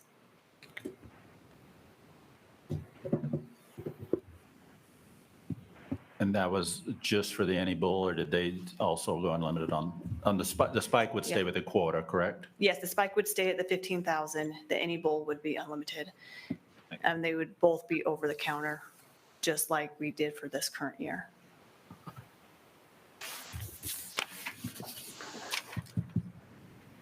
Mr. Chair, if I could make some comments. Yes, go ahead. I would like to touch on a few timelines that have led us to this point that kind of has me a little bit worried, and not to be a pessimist by any means. We encountered this issue in June, July, end of June, July timeframe with the system and buying the permits online. And we didn't have time to do a survey, to conduct a survey with this to see how the public truly felt about it and give them a chance to make suggestions other than the small time frame that was put out from the presentations. So what has me a little bit concerned about that is we go to the draw. The draw's concluded the end of May based on the current time frame, unless that were to change. So I don't see a whole lot more time there. And this is during an open cycle for the elk management plan to then do another survey. And what we've seen in the years past is, well, we need to push it another year. We need to collect another year's data. And I'm a data-driven guy. I think data is very important and it's a must-have. And what I'm seeing here with this proposal is the feedback that I've received personally, staying caught up on the forums, a lot of the sportsmen's groups that are online, social media, and just staying behind and reading comments. What about data the other way? Why can we not maybe obtain some data without the multi-season permit and see how quick those permits sell out, and then maybe decide, does the multi-season permit need to be a draw in and of its own, not to eliminate the permit on a permanent basis, but what's the potential of removing it, seeing the supply and demand on the online system, and making people go back to choosing their weapon, so we could actually see what that looks like today, 4 or 5 years later, to see if that demand really represents that. because as described, I've been one of those individuals that's bought a multi-season permit, archery hunter by nature. Never got into the rifle hunting because it was super crowded, not favorable season dates, but it was an opportunity, and found myself hunting less time than I had planned before because I procrastinated, because it looked like it was a good opportunity, but the time that was used was not there. Oh, well, maybe I'll go next weekend. Maybe I'll have some time during the season. And these comments that I make now are echoed from a lot of people online, a lot of people that done the same thing and confess that and see the drawback that multi-season permit has caused. So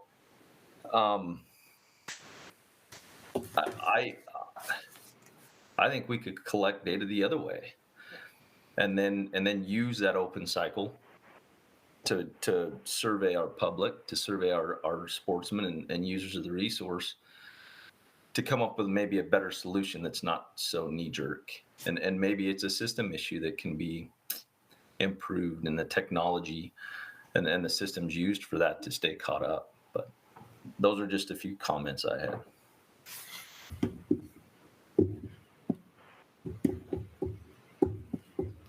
Thank you. I believe we've heard comments from the public. The RAC, everybody had it. Okay, go ahead. Then you have a quick comment about triggers, like if this was just a temporary 1-year option just to collect data, what would be the trigger to ever try to bring it back?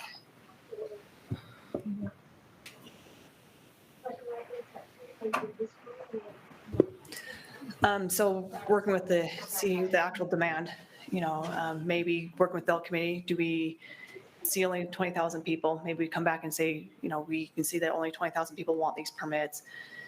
Let's up the quota to 20,000. I'm just getting out random numbers, okay? So don't quote me on the 20,000. With 20,000 permits, we feel like that could, meet that demand. We know that we can sell them back over the counter. So I'm committed to do a 1-year trial. We want to work with the Elk Committee. We want to do what's best for the public and for the division. We don't, my intent is not to fool you guys and just say it's going into the draw as a trial and it's going to stay there.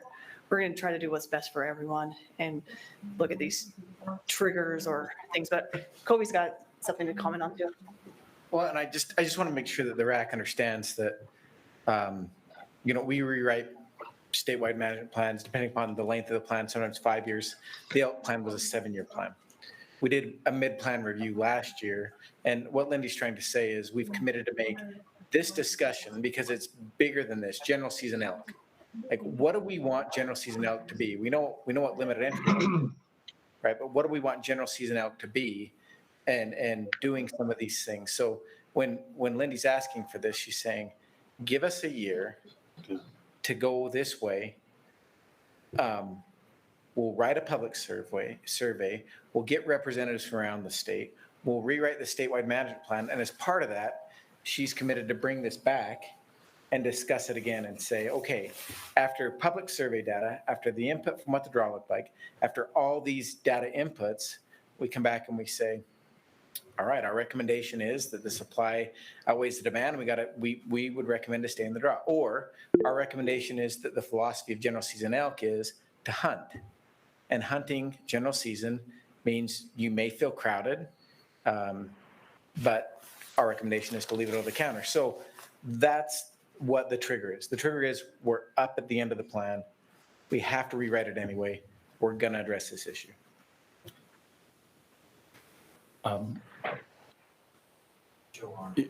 Chairman, this is Richie. Can I make one more comment? Hold on a sec, Richie. Okay. Joe has his hand raised, and then we'll go to Richie, and then I had a comment. Go ahead, Joe. Yes. So if this went to a draw for a 1-year program and some, let's just say 5,000 people were unsuccessful, and would they get a preference point, and we voted, the data was positive and said, let's go to year 2 and was voted on, would that preference point then give them a better option for drawing in year 2 if we stayed with the draw system? So currently, we're recommending no preference points for the trial year period. So if it stayed in a draw, no one would have any points attached to them. So they'd be going back into the draw, everyone at 0. And if we come back out with a recommendation, we may or may not recommend points or not. So it just depends on the public process on points. Okay, one other real quick question. Multi-season, it's kind of been considered a dedicated hunter of elk. Is there time given, like there is on the dedicated hunter for deer, for the multi-season elk hunters? Donated time? No, there is not. It's just a permit they can buy over the counter. No, service required. It's just the increase of the fee. I think that should be something that should be considered if you're asking it of the deer hunters. Thank you. Richie, go ahead. Yeah, I think, again, reiterate that the division's asking for a 1-year window. The thing is, a year from now, if they ask for another year, we can deny it then. But the 1-year window, in that 1-year period, they can still run surveys. They can still collect data other ways as well as collecting the data from this draw. And so I think as far as it becoming permanent, it will not become permanent unless next year we say it can become permanent. So at this point, I'm not really worried about the permanency of it. But I think they're asking for a 1-year window. I think it will be valuable. I think it's a good idea. Thank you. Mr. Chair, I have one more comment followed by a question. Okay, go ahead. So to that, we've identified what triggered a lot of this demand. So if we were to say remove that trigger, not in its entirety, but place it in a manageable state that we can manage that by itself, that would be ideal. Out of a statement made by the division as well in several aspects, when we've tried to address the spike elk hunts, it's very adamant that this is one of the last traditional hunts that families get to do together. I find it quite odd that we're seeing it go a different direction when we tried to limit, the spike elk hunts in the past. Question following that is, just like the numbers, is this a time frame for permit value? I know that's got to be passed through the legislature anytime there's a permit value change, but can that be discussed tonight and put on the table? The process for setting fees is not something the RAC is involved in. I know the state auditor and the division, they analyze fees and do that. So am I correct? I mean, fees, for us to say raise the fee, we don't really have that prerogative, do we? You can make the motion. We do take out of our fees, but it is a legislative action. We did work with our auditor last in 2020 and raised our non-resident fees.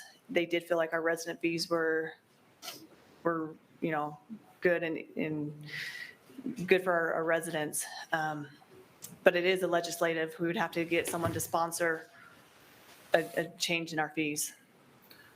So would that be a legislative sponsor, or would that be something that the Wildlife Board would give as a directive, and then the director would move forward to present that to the legislature? No, it's a legislative. May Miles knows a little bit more about this process. But like I said, it's usually the legislators will come to us and say they want to raise our fees. It's not usually us going to them and say we want to raise our fees.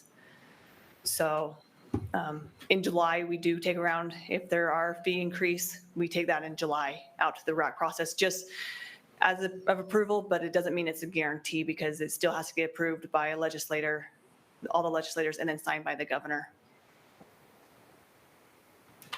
Thank you. I'd like to make one comment, a personal comment. Number one, I think, Lindy, you know more about your job than maybe anybody I've ever worked with. You answer all the questions, you know the ins and outs. But the division last year, without public survey, without any sense of public comment, recommended unlimited. And we dealt with the backlash. And we kind of fought the unlimited and went with the public sentiment. And here we are a year later, and without any feeling of what the public was going to do, we've got 80 or 90% opposition again, and we represent the public. And so my take on it is, rather than make everybody mad to get the data, we ought to probably survey the public, all the hunters, and get the data a different way. And so I feel as a RAC, for us to go against 80, 90% opinion of who we represent would be bad business for us as public representatives. But I don't vote, so I'll open it to suggestions at this time. Yeah, Mr. Chair, I kind of feel the same way you do. I feel like this is something that has just, it's come up in the last couple of months. That's kind of how I feel. This is just something that, we haven't heard about this or haven't, usually it's a pretty major change. At least I think it is. And a lot of other people do as well, based on public comments. And so I feel like, and what I've heard about the other RACs and how they've voted on this, and I really have a hard time supporting this proposal, going to a draw.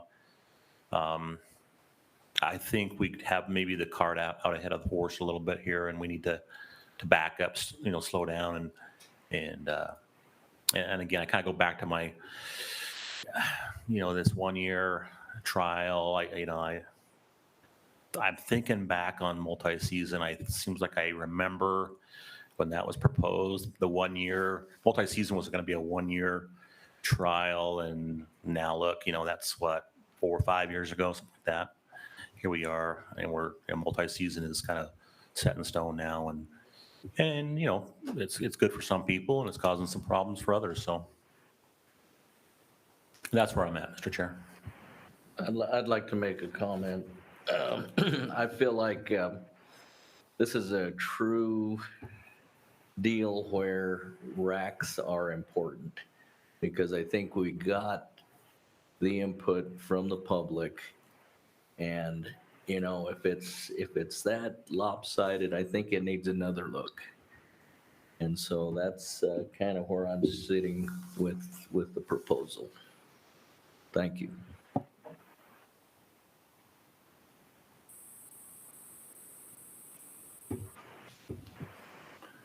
I would entertain breaking this into parts as a motion or a suggestion, or we could vote on it yes, no, as presented.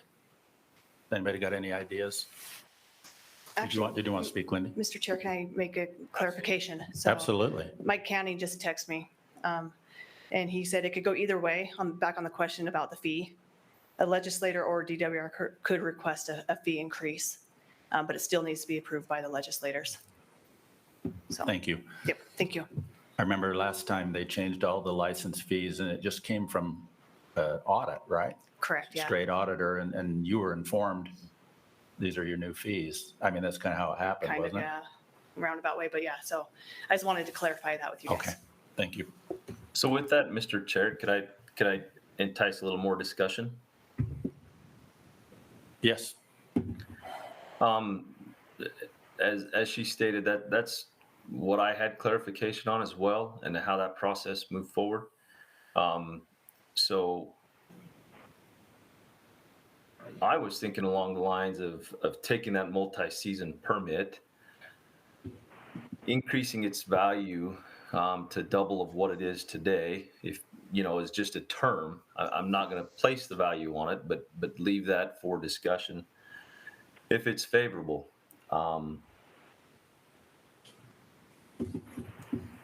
We can achieve what those permits brought with half of those permits numbers out of the actual totals that the public's got available to them.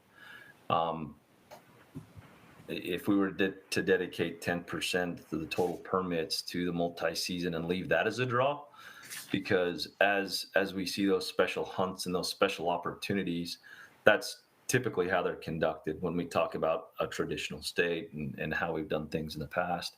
Not that we can't think outside of the box and move another direction, but I myself feel that would be the biggest negotiation that I feel comfortable with maintaining the multi-season and not getting rid of it completely from my perspective.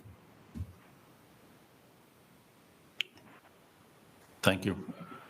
Everybody understand what we're talking about there, putting a cap on the multi-season and increasing the value so it wouldn't be such a significant budget issue. Though I don't think we've been asked to address this from a budget standpoint. Have we? No, I mean, that's, I understand what you're saying, Daniel, but the division's not saying anything about the value of these tags. No, we're not. Absolutely. Absolutely. Just trying to look at the whole picture in its entirety. Okay. Do we have a motion of what we want to, or we want to head with this? Daniel, let me understand that. Is the increase of the fee and the cap on the multi-season to try to make people a little more dedicated towards that? Is that the goal there? No. I was thinking, all in all, we're not being asked to think that way, but that would be my view of a compromise. The thorn or the accelerator to this whole process seems to stem from that multi-season permit. If we handled that like we do most other multi-season opportunities and dedicate that solely to the draw by itself and leave our over-the-counter public permits, the traditional hunt, the opportunity families get to continue and have a chance to do, separate those two.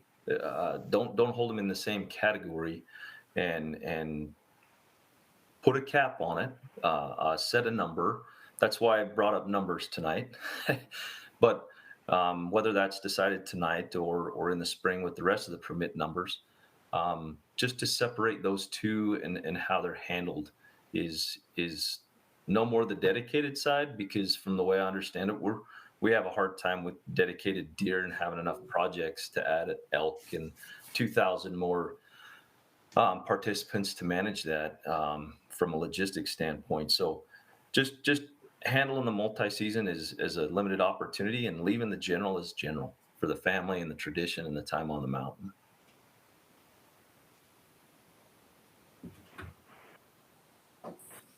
Okay. I think we continue to peel back this onion a whole bunch, layer after layer. I think the spike issue is still another one of those things that's unfavorable with a lot of elk hunters as well, especially in limited entry areas. And I know that's a whole different topic. And so it's hard for me to understand how to get on board with what the proposal is, because there's so many moving parts to it myself. Is there multi-season spike tags? Yes, there is. Okay, thank you. Were you about to make a motion, Dan? Yeah, I am. I am ready to make a motion, and that motion is that we not accept this proposal that the division has presented to us to go to a draw. And I would follow that up with for elk. But I would follow that up with a motion that it stays the way it is for now, and that the division, does the necessary surveys to see, if this is really the direction to go. And so that's, pretty straightforward, pretty focused on, the proposal. I know we've talked about a lot of other things, cost, number of tags, things like that, but yeah, that's my motion, Mr. Chair. To remain as is. Correct. We have a motion to not approve as proposed by the division, and a recommendation to remain as is for one more year till the elk committee addresses the issue, I guess. Seconded. Is that Jeff? We have a motion, we have a second. We will do a roll call. Daniel Davis? Yes. Robert? Yes. Joe? No. Richie? No. Jeff? Yes. Mike? Yes. Dan? Yes. Brad? Yes. Dusty? Yes. Motion passes 8-1. Thank you for all the good discussion, and thank you, Lindy, very much for traveling out here. And, No, It was 8-2. 8-2? 7-2. 7-2. 7-2. No, thank you, guys. All right, you got it? Does somebody keep tracking that?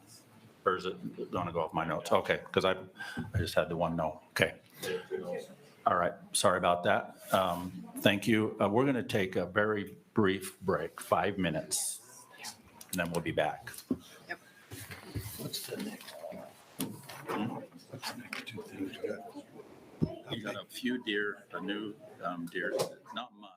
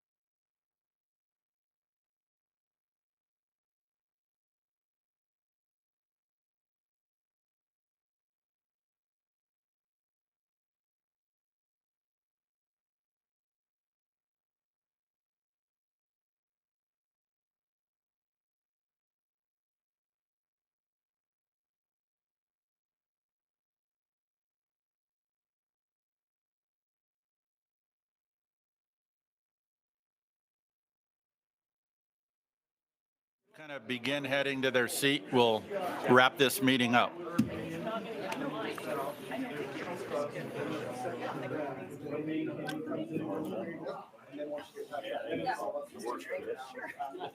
Pardon me? I hope so.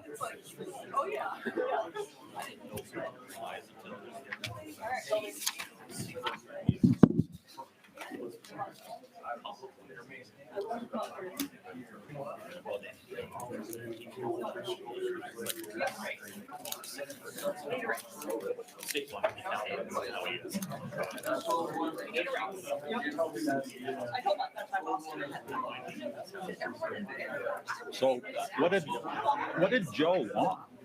What did he want? He wants, what I got, what he said was he wants more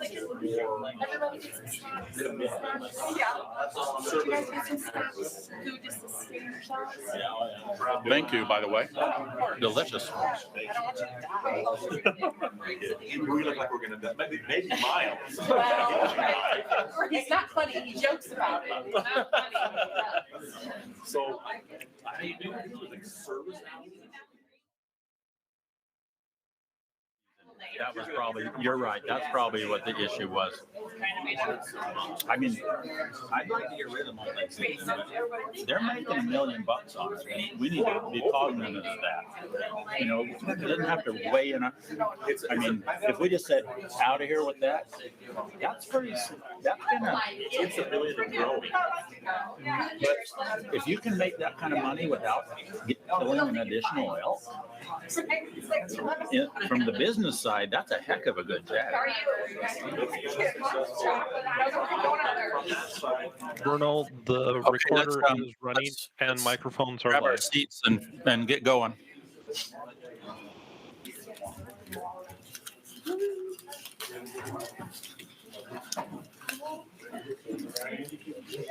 We have 2 more items to discuss tonight.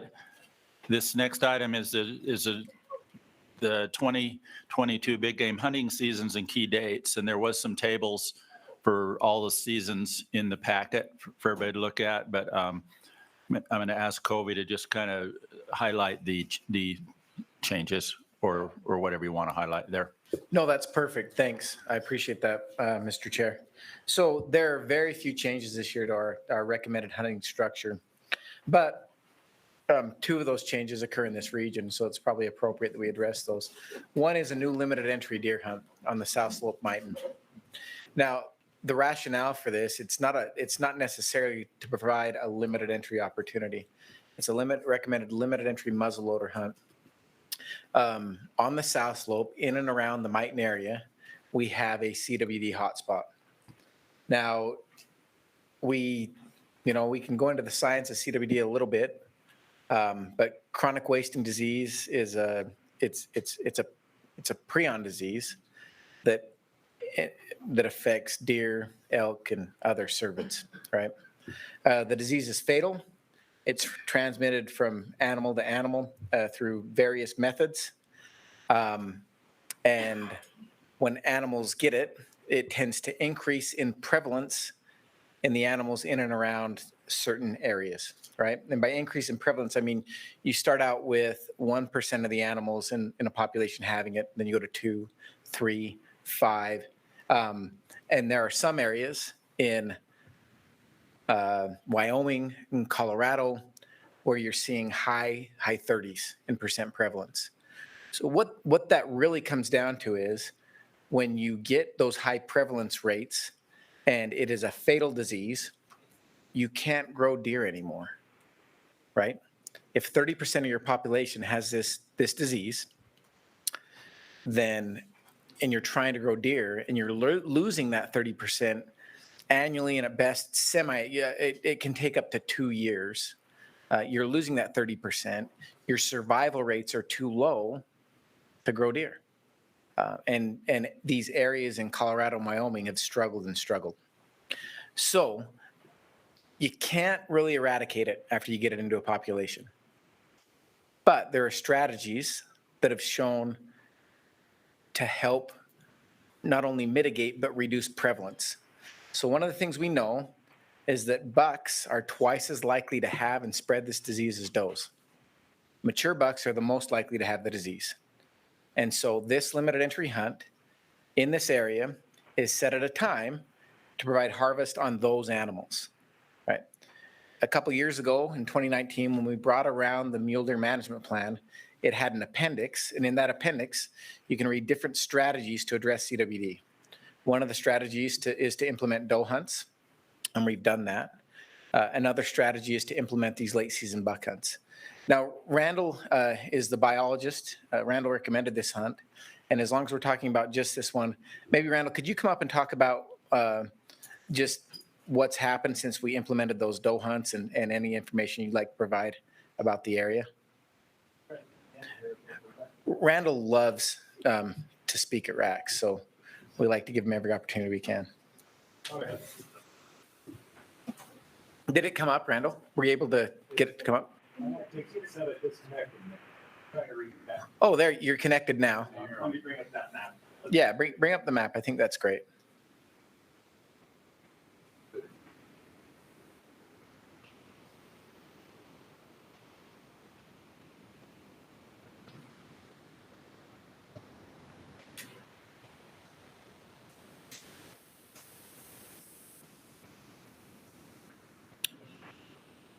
While Randall's talking, the data for these targeted buck hunts, this comes out of Colorado.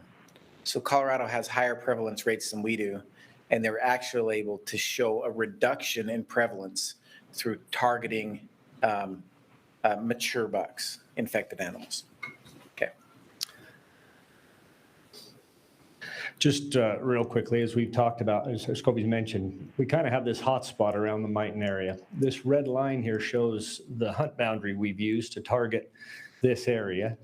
Specifically, we've had a doe hunt down there the last 2 years. And we started out just trying, we first noticed this spot down there, kind of this little hot spot showed up in 2016, and we had one deer test positive down there. 2017, we had one deer test positive, and these were only bucks pretty much for the most part that was getting sampled. And in 2018, we had one buck. So 3 years in a row, we had one deer test positive down in this area. But then in 2019, we had 6 deer test positive. And then last year, we had 11 deer test positive here. So on this map here, it shows you, you have the blue and the little red, pinkish red dots or stars. This is just the last 2 years. I didn't even go back and get the old locations. They're in the same general areas here, but this just shows where those positives have come from in the last 2 years. And you can see it's kind of a cluster right there. Went through and we started, of course, part of the intent with the doe hunt was to try to get a little more data too, to get more samples back from does.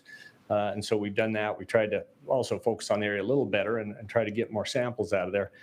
Last year, within this area and really just out, even around the periphery of this, we had about 92 samples taken that we tested last year.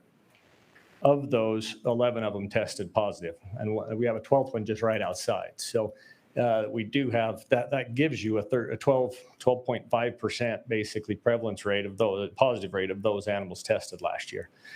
Now, that may not be exact, of course, you know, who knows how big a sample would have to get, but 92 deer isn't a bad sample. It's a pretty good size sample size for what we got down there. Only one of those who tested positive was a doe. All the others tested positive were bucks. And so as Cwd's mentioned, it's much more common for the bucks to get it and spread it among themselves. What we're really concerned about is that this spreads in the future. If this would stay right here and we could contain it, I guess we could live with that down there. It's almost all agricultural area.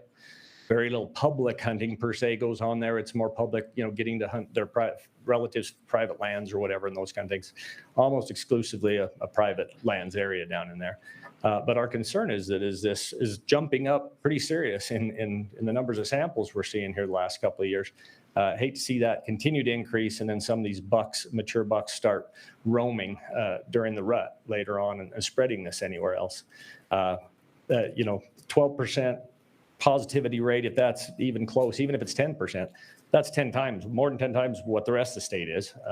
This really is a problem spot. We've kind of, got something. We need to do something about the problem that's there. And so this is a starting point to try to reduce some of those older bucks that are there that would be wandering around and leaving the area.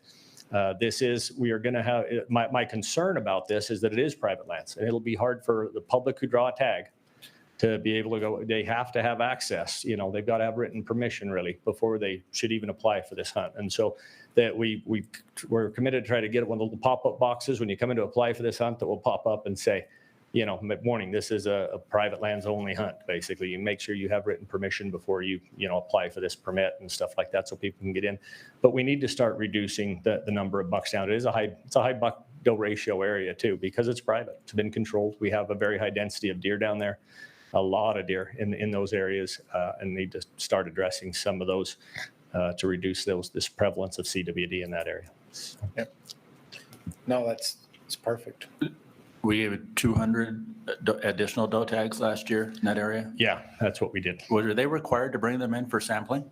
They aren't required, but I sent a letter to every one of them asking them and telling them exactly how and encouraging them to do that. And so we did get a pretty good sample. The year before, last year, we haven't got this year's information, obviously. Last year when we had 100 hunters out there and we made them 2 doe permits. So each hunter could take 2 does. If they got access, they could do a little more than just 1 doe. And so, but last year we had a harvest of about 50 does that were taken out of the 100 folks that had permits. Hopefully we start getting people who know the unit a little better and can get better access and can help us do that kind of a thing too, and increase that success rate even higher than what it was. So the percentage on does that you mentioned, was that in this area, or was that part of that sample from them? It's right from this area. We had 32 does last year that were tested. So 32 of the 49 does that were harvested out there basically were tested out of those, and we got one that was a positive doe. One of the deer was a roadkill. You can see the one that's right on the highway right there off Highway 40 over by Bridgeland and stuff. That was a roadkill deer, but the others were hunter harvested for the most. Yeah. I don't know if the tribe does a lot of deer hunting in that area, but have you reached out to the tribe? Good question. Yes, we've talked to them when we actually went and did a training with the tribe and all of their officers just about a month ago, making sure they knew how to collect samples for us so they could take samples on anything collected from this area. And we provided them a copy of a map of the unit and stuff like that too, so they know where we're targeting it to see if we can have them help get a few more samples for us. It's all the same animals. They're just coming and going across tribe and going to private, and how that movement is. It's checkerboarded down there. So, any other questions? Thank you. And again, this strategy is one that's in the appendix to the Mule Deer plan, the CWD plan. And after you get it in a population, you'll never eradicate it, but you can manage it and hopefully reduce prevalence.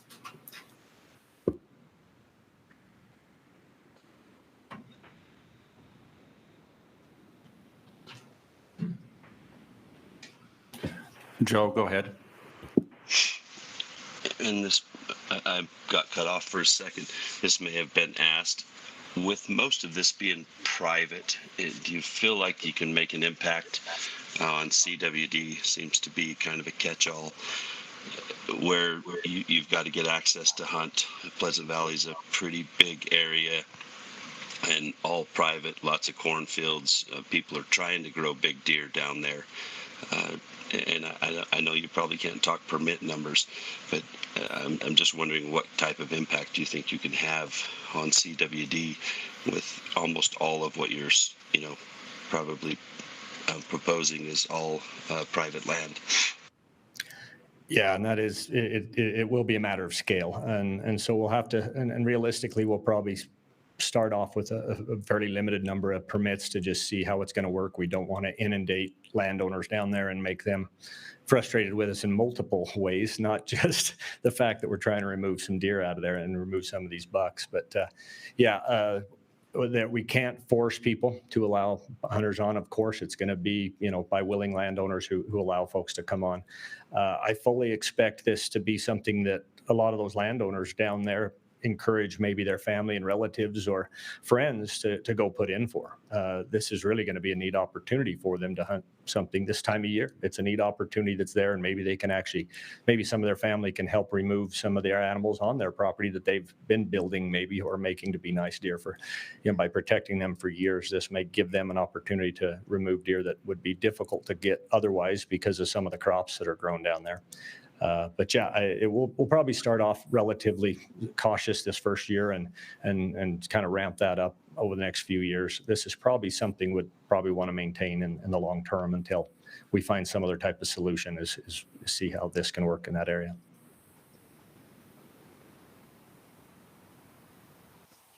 Also, one other question.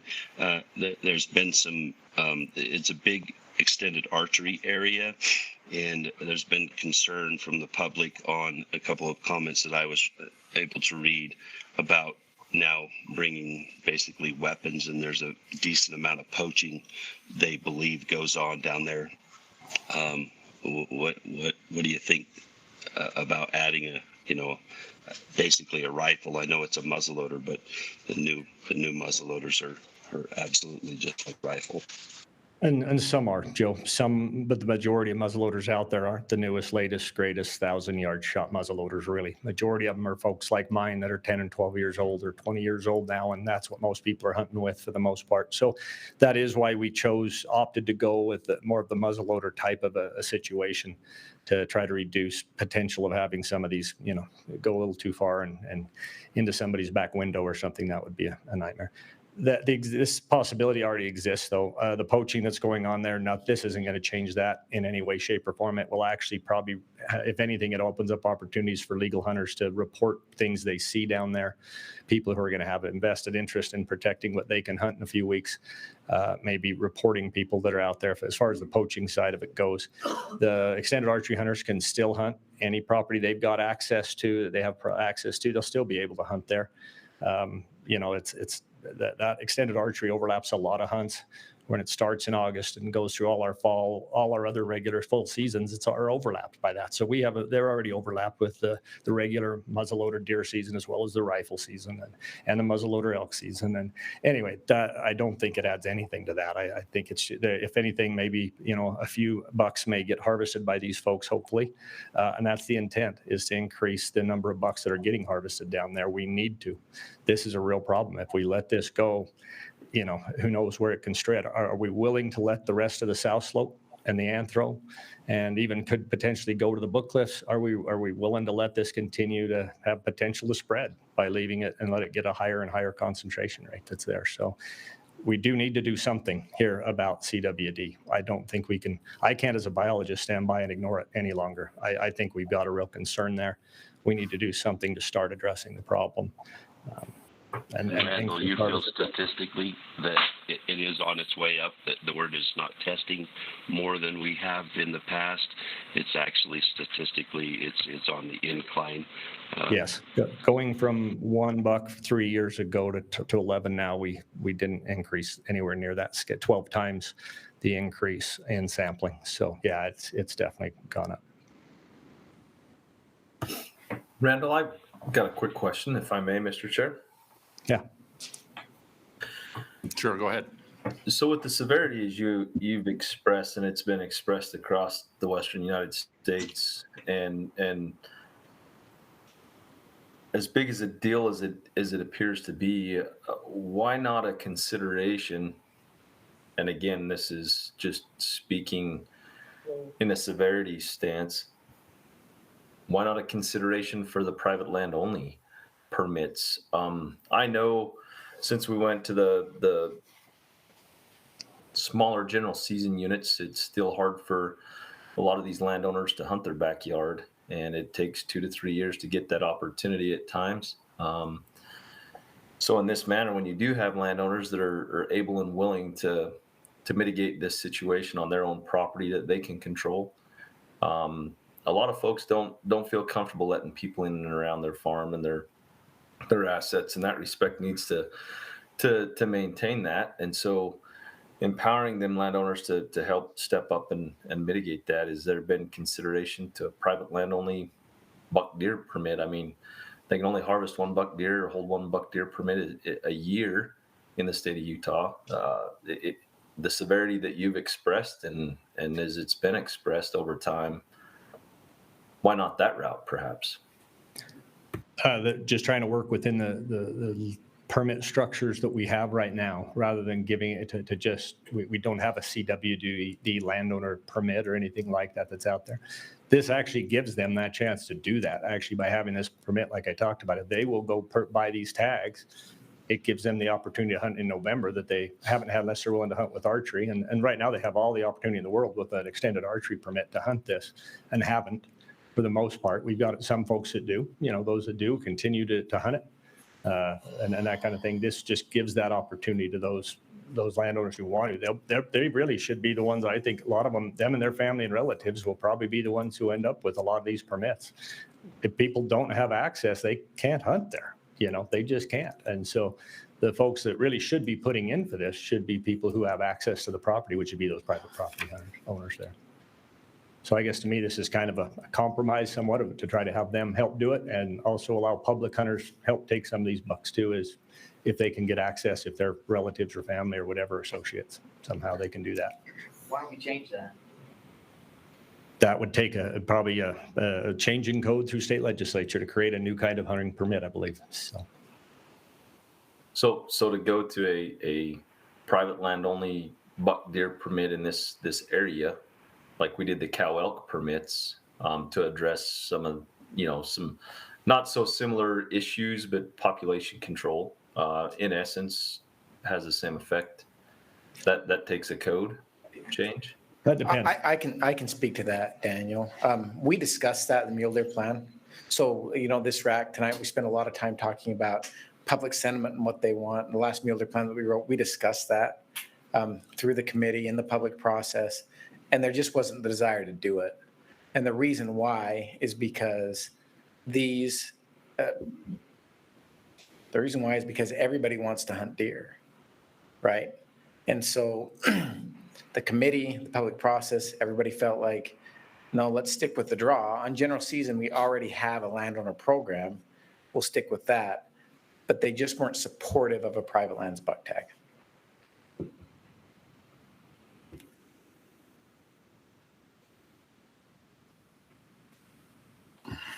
Mr. Chair, I've got a question for Randall.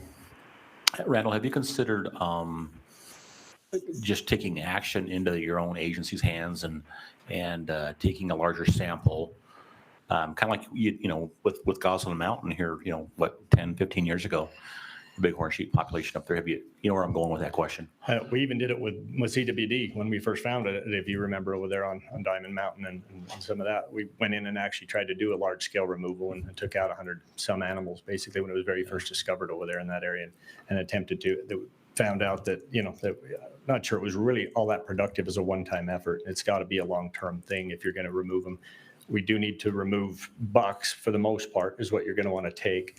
And because of the nature with all the private property down there, we can only remove them really on properties that are willing to allow us to do that. And we can. We've stepped up. We got a couple landowners who have asked us to help remove deer off their property and elk in that area, and we've targeted those and tried to put extra effort into removal on our part. In addition to this is simply in addition to what we can do to remove them in there. Any landowner who's willing to let us come in, I'm sure would be willing to work with them and see if we can help address some of the problems down there that way too. So this would be in addition. This is letting the hunters have the opportunity to come in and help us solve some of the problem too. Okay, thanks. Does the public have any questions on this? Okay, Richie, go ahead. And then I just got a question for Randall. When we was talking about the general season elk tags and not maybe having quite enough information to propose a draw and maybe needing more surveys and stuff, have you ran a survey? Have you talked, how many landowners, have you ran a survey of the landowners down there to see how they feel about this hunt? Haven't ran a survey, but have contacted a number of them and talked to the different a number of landowners down there. It's doesn't qualify for all of them by any means or anything else, even a big enough sample but there's a variety of opinions, as you can imagine. Some of them like the idea. Some of them hate the idea. It just depends on their, their personal feelings about the deer on their deer and elk on their property, and whether they like them or dislike them or feel they're causing damage. And so it just varies depending on the individual so much. There really is a lot of variation, I guess, Richie, is what we found when we talked to folks. Some of them think it's a great thing and some of them don't. So, Okay. Do they generally recognize the issue with CWD? And do they recognize it as I guess, do you get the feel they recognize it as a pretty intense issue, I guess you could say?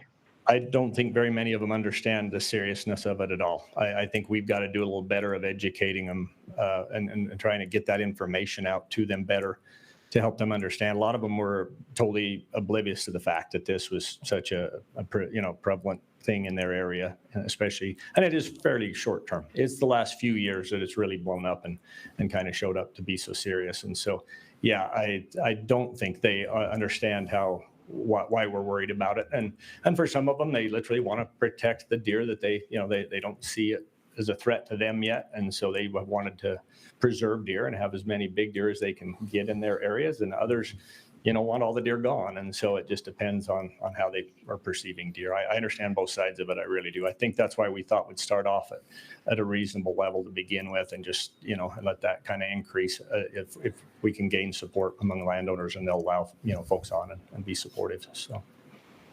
Got another question for you, Randall. Is this like the hottest CWD spot in the state, or how does it compare to other places throughout Utah? I think for how compact it is, it probably is. It is. The only other one that had come close is down on the LaSalle's down there. And that's much bigger area, more spread out and that kind of thing. For such a small, compact area, I'm certain it is.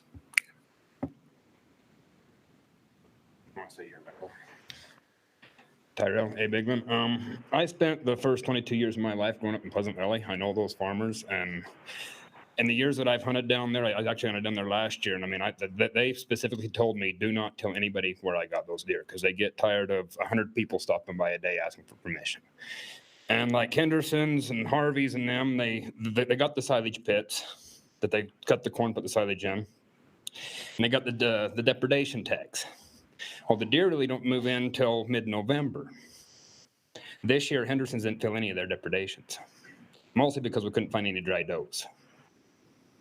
And Wayne brought up the fact that depredation used to go into the middle of November. Would it be possible to bring that back with the stipulation that they have to have every deer they bring tested, so we get a little bigger pool of deer to test? Even though they are does, but you might get a little bit better sample group.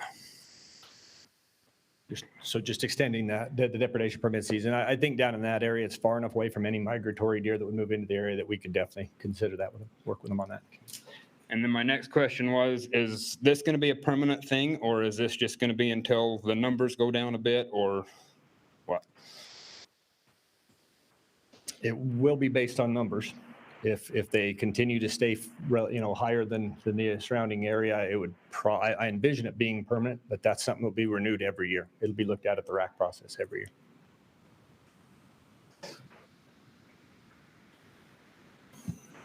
Anyone else want to speak, or are we ready to, one more public comment? Well, we still have the rest of the changes too, if we want to. Yes. Comments kind of intertwined with the rest of it. Okay. You can go ahead and speak, and then sorry, Kobe, I'll let you finish. Kevin Norman, represent myself. This is kind of off of this subject, but I have a question for Kobe on this agenda item.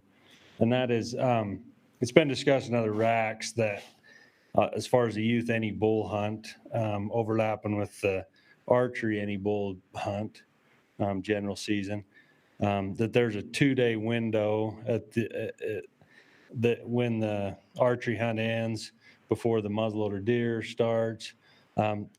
Is that a real possibility, and does it work to extend the youth any bull hunt by 2 days? There wouldn't be any conflict to extend the youth any bull hunt a couple of days there at the end, and end up before the general season muzzleloader deer.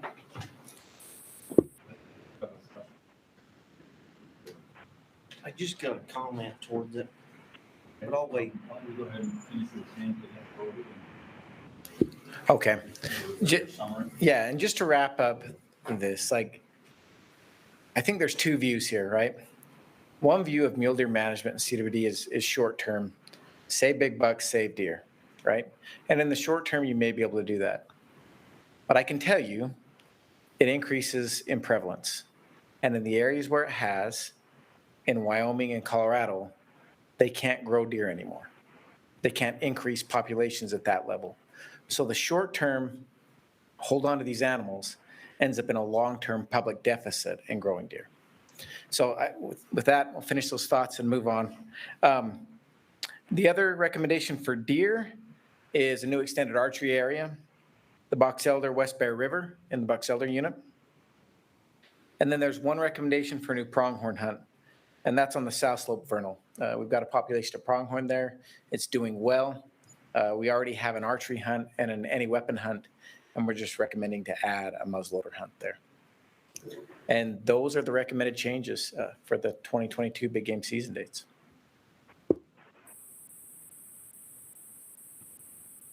Thank you. Okay, I didn't want to cut anybody off if anybody else wants to speak or any more questions. If not, I will. I have a question. Okay, go ahead, Mike. I don't know. Could there be a mechanism in the draw? Like when you want to go get a swan tag, you got to go online and take this test or do this or that. Could you do something with these muzzleloader, the CWD and that unit so that nobody could even put in for a tag unless they had permission ahead of time? Because it seems to me, because when I saw those dates, I got excited and I never held a muzzleloader in my life. But I thought, wow. And I can see guys like me that don't maybe know all the little nuances put in for that hunt. Yeah, they see your little thing sticks up that says this is private. They think, oh, well, I'll work something out or money solves everything. And all these landowners aren't going to get the tags, or they're going to be pissed off, excuse the language, because, you know, I can't even hunt my own land because all these guys from Salt Lake or wherever got these permits. Is that something that could be done? So something that we can do is when we have something like this where we're concerned about that, we can put a pop-up box that when you say, I like these dates, I want to apply for this hunt, a box will pop up and it will say, this hunt is composed of private land. Please make sure that you have access before applying. Now, we can't restrict them, but if they apply for a hunt they can never get access to, it's probably a bad idea. So, yeah, but that doesn't solve the problem that the landowners can't put in for these tags, or they put in and there's a conflict because they're competing with guys from Salt Lake that they're never going to let hunt. I guess I'm not putting myself across correctly. It doesn't guarantee that it can go to most of those. I think within a year or two, it'll work itself out really fast though, Mike, honestly. People learn, you know, we had that with these doe tags the first year when they, you know, a bunch of people even that call it, well, I thought I had somebody that was going to let me on, you know, and then they can't get on at the last minute. They don't hunt anything. They tag soup, you know, they go home. They don't put in again the next year. You know what I mean? It does work its way. That does self-resolve a little bit. If they don't have access, they're not going to get access. But there's no way to just from the beginning, they can't put in because they don't have permission. In any way. No, I'm just asking. Yeah, no, I agree. No, there's not any mechanism in place, nor do we, because we have a lot of units that have, you know, private property. So it would be very difficult to prove that you have access. So that's why we put the advisory box on saying that make sure if you're applying for this hunt, you have permission to hunt. If not, we advise against it. They also, if they can't get access, they're allowed to surrender 30 days before the hunt, but because they do have a penalty, you know, of surrendering their permit. So, but no, we don't have that in mechanism.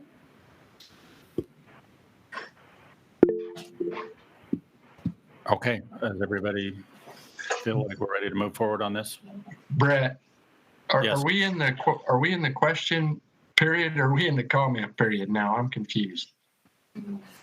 You can do either because you're the last comment. or Okay. question. All right. So yeah, I've got a little experience with CWD from where we run cattle in Colorado, and it can be quite devastating. But I think I'm not opposed to the hunt. I think what's going to be critical to controlling this thing is extreme outreach to the landowners, and I don't think we're quite there yet. They're going to play a critical part in getting this thing under control, and I just don't think the outreach has quite been as significant as it needs to be yet. I'm sure there has been some. I would probably encourage the division to, like I say, I'm not opposed to the hunt. We can see how it goes, but if we don't get the landowners on board, you're going to have a hard time with this situation. So I would encourage maybe the division, and I can't speak for the Farm Bureau directly, but I'm sure the Farm Bureau would be interested in maybe helping the division set up some meetings, maybe have actual public or, a meeting with these landowners to help them understand the significance of this deal and how detrimental it could be to the state's deer population. Maybe work with the Farm Bureau, the Cattlemen's Association. I know locally the Cattlemen's Association here, I can speak for them, would be interested in help facilitate that. But I can't stress enough how critical it's going to be to have those landowners on board. And until we get that, we can try some different things. But I think in a small time period, we could meet with some landowners and get a better direction. I don't know that this hunt is the answer, because I don't know if you're going to have enough support from the landowners to do it, because I don't know if they understand the significance of CWD. And so I guess I'll look at whatever motions are brought forward, but you're going to fail if we don't get those landowners on board. Thank you. Thank you. Joe, did you have a question? It's kind of in that same line. I know I've hunted Colorado private land only, and you have to take the tag, you have to take it on that private land, or at least on private land. I'm just wondering if we have something like that in this area, and also like other states, say Montana has a trespass fee that the landowner gets compensated a little bit, because, Randall's a biologist, and I trust what he's saying, that there's a problem and it really could impact, but I'm just afraid that this may be the way that it's going about, kind of the same as what Richie's talking about, is that I don't know how much impact we can make with the current situation unless the landowners are approached and there's some compensation, and maybe the private land owner gets the voucher and it has to be taken on his ground rather than putting it in a draw, so that we can mitigate the situation. I think there's some things that I think can maybe be brought forward. For me to support it, I think it sounds like it's something that could devastate the deer herd.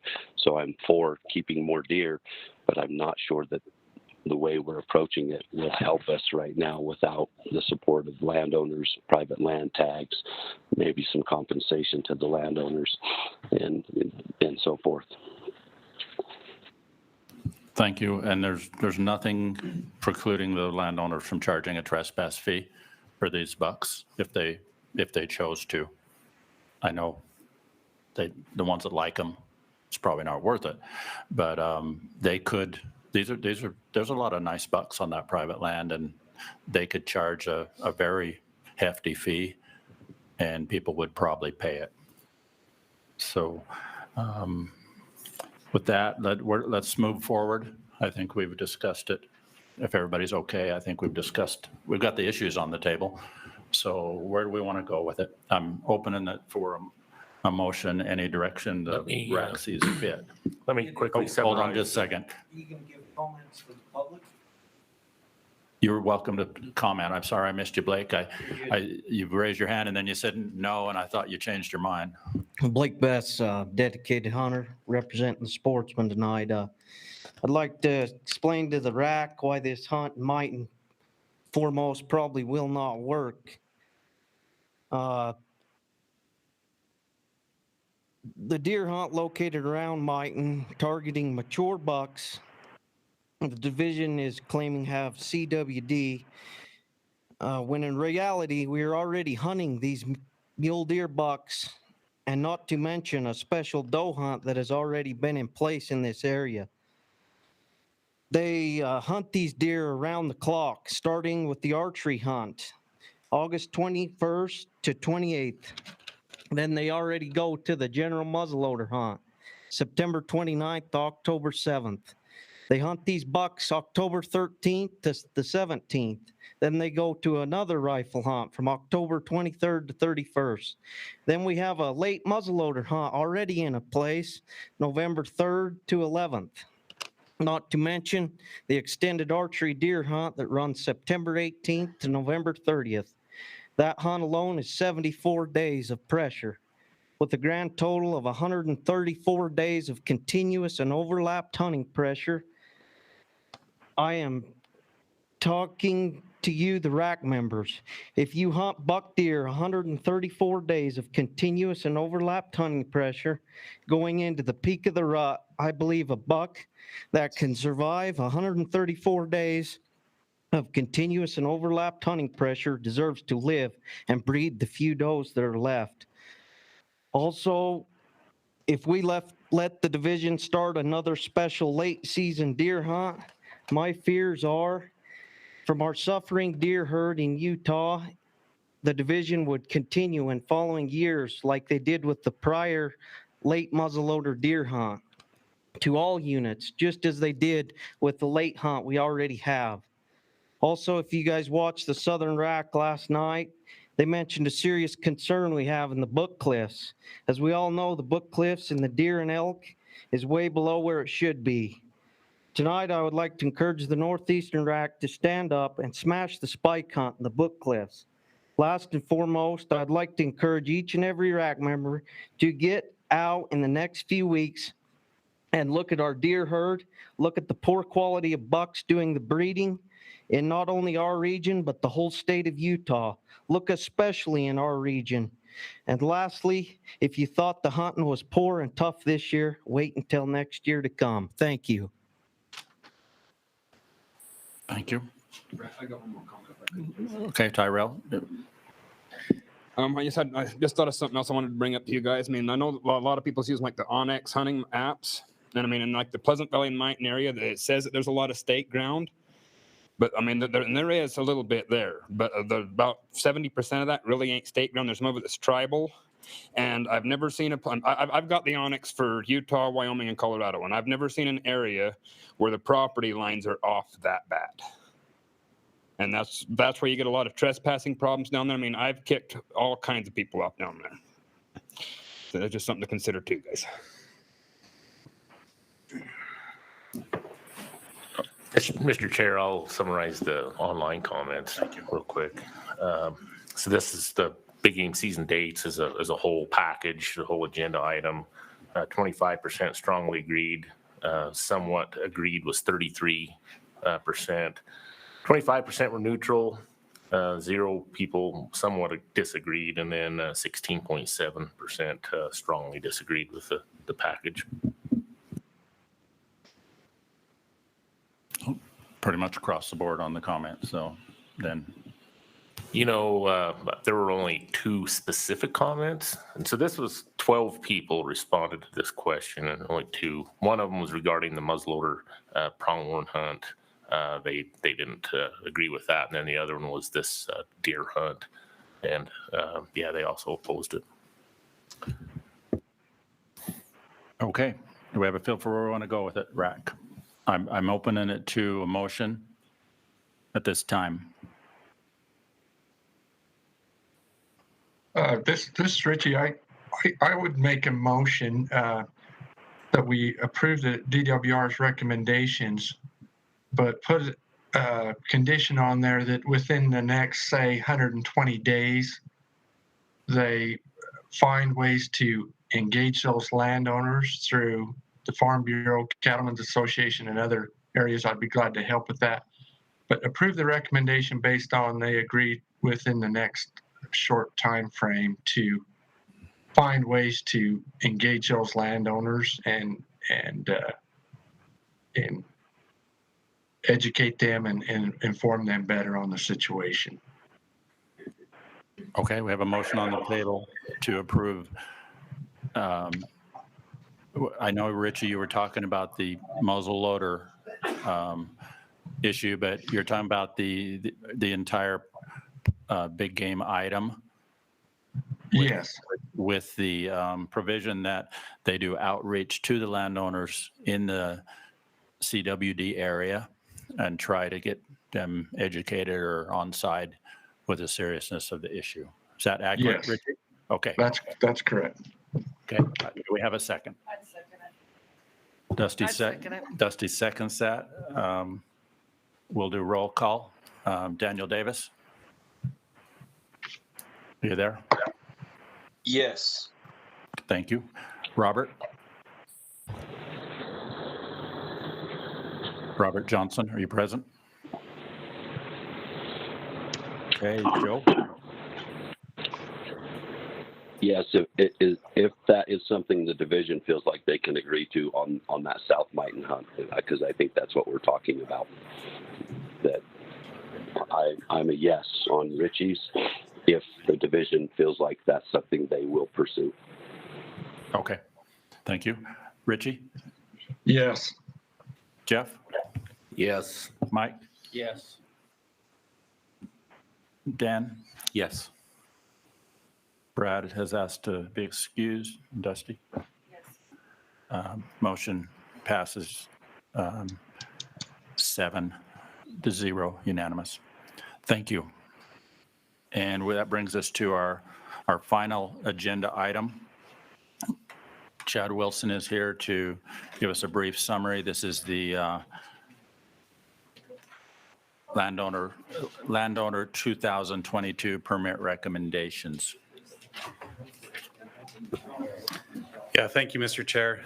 So just to summarize, CWMUs, we had 30 applications, 18 of them are renewal applications. We had 8 new applications and 4 change applications that we're looking to renew. And with the LOA, Landowner Association program, we had just 1 renewal and then 1 change application. And were the LOAs in this region? They were No. not. They were not this year, right? No. Any of the and the CWMUs, some of them were in this region? West Willow Creek is a West Willow renewal. Creek. Are you here representing them? Okay, and West Willow Creek specifically was the renewal at similar numbers? Yes, I think increase 2 permits. 2 buck deer. 2 buck deer and 1 bull elk. We had a lot of comments come in regarding just the rules of CWMU, the 90-10, or the ratio. We had quite a few comments come in and say, that's not, the public ought to get more, you know? And I've tried to reach out to the people to say, well, that's not something they're asking us to do, is set the ratio. That's in the rule.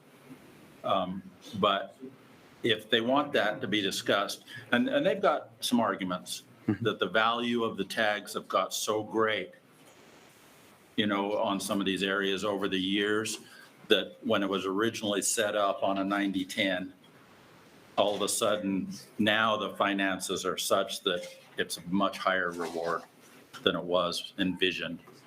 And so, you know, in a broad view of it, they've kind of got a valid argument. Yeah. From a public standpoint. So where would we bring that up? I mean, does the rule get looked at every 5 years or 10 years or? Yeah, my plan right now is, as you know, we're working on the landowner permit rule, and that's a pretty big one that we're trying to get through. And my plan is after that's completed is to open up the CWMU rule. And at that point in time, we can have those discussions. Okay. And I'll just relay that Okay. back, that, you know, at some point that'll be revisited.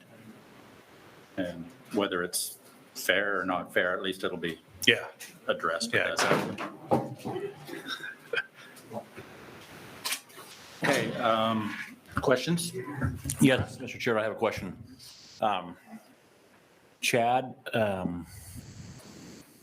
with the book cliffs, deer and elk herd struggling as bad as they are, and we've heard this time and time again for many years now, what is the rationale for the increase on the West Willow CWMU? Was it 2 deer and 1 elk? Yeah. Can you help me understand that rationale? Yeah, and we might have Clint come up here too if he wants, but but I'll take a stab at it if you want me to. Sure. Yeah, either way.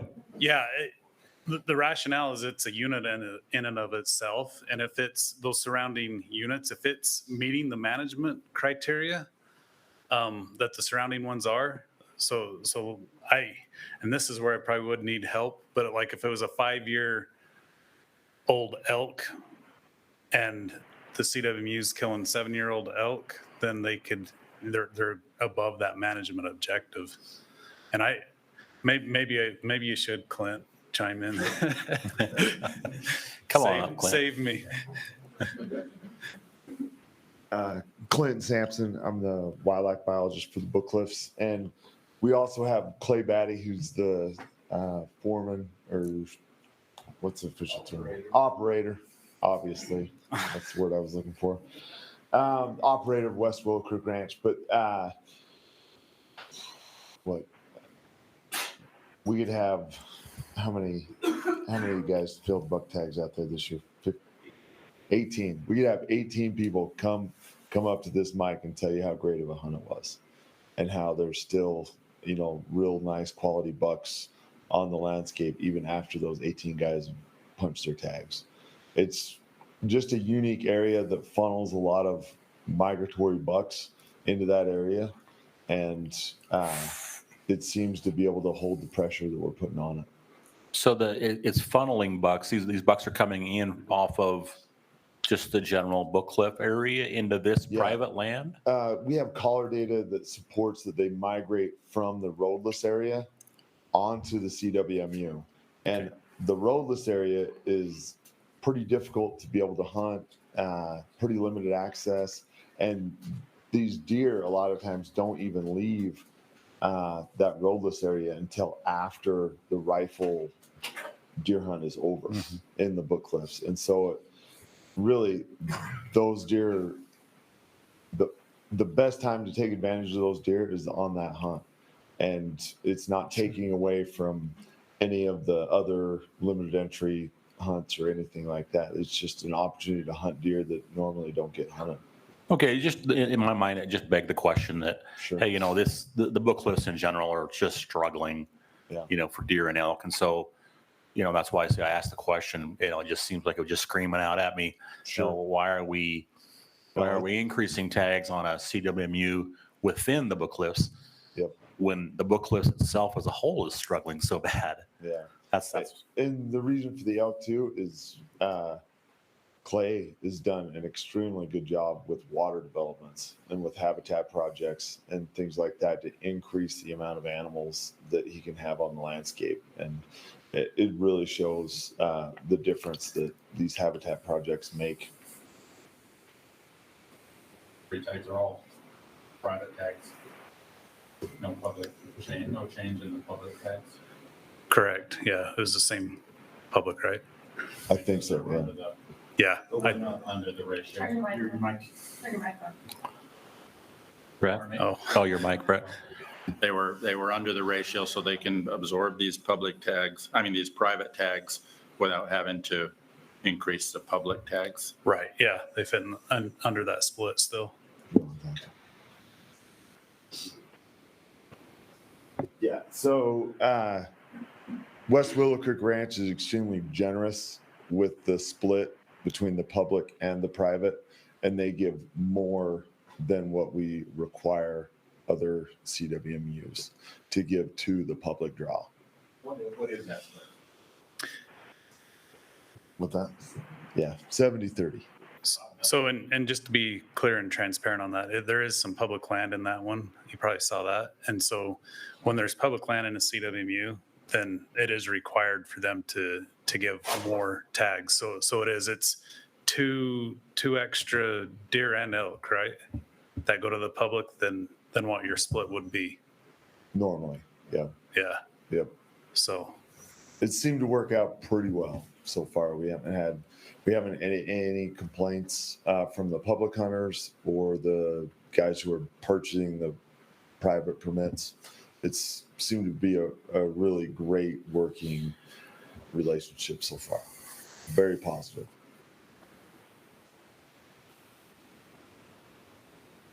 Okay. If there's no other comments or questions, we'll proceed with looking for a motion on this item. And this would be the entire list. Let me quick go on the online comments again. 33% people strongly agreed with the overall package. 33% were neutral, and then 33% somewhat agreed or somewhat disagreed, I should say. And I think you've identified, some of those concerns already. I think it was mainly the public land being included in some CWMUs.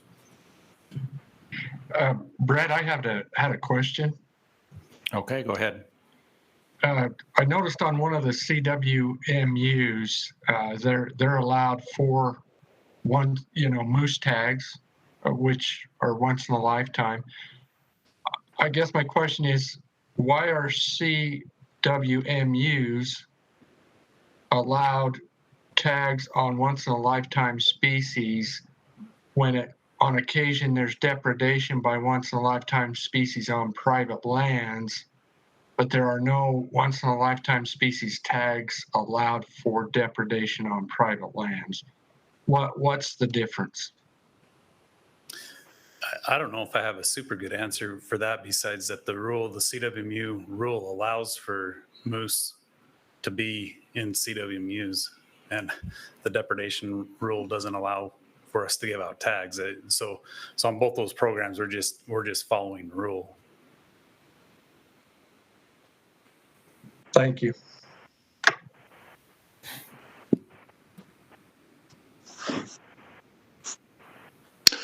I've got a question, Mr. Chair. Okay, go ahead. Yes, could you tell us how many total public acres are combined into the CWMUs at this point? I don't have that information off the top of my head. You're asking total tags in CWMUs? No, total public accessible acreage. Yeah, I know that there's 33 CWMUs in the state that have public land in them. I think the highest is 15,000 acres, and a lot of them are like 40, 80, or less than 500 acres, I should say. But there's a range in between those. So roughly, we could say 50, 60,000 acres overall.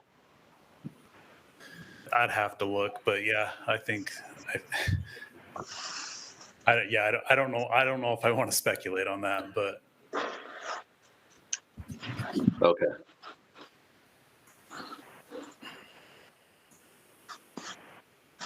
And that's probably a topic again when we get the LOAs done. Let me touch on what I think we're committed to do, what we are committed to do, regardless of what RACs and boards pass, is we're going to look at these individually.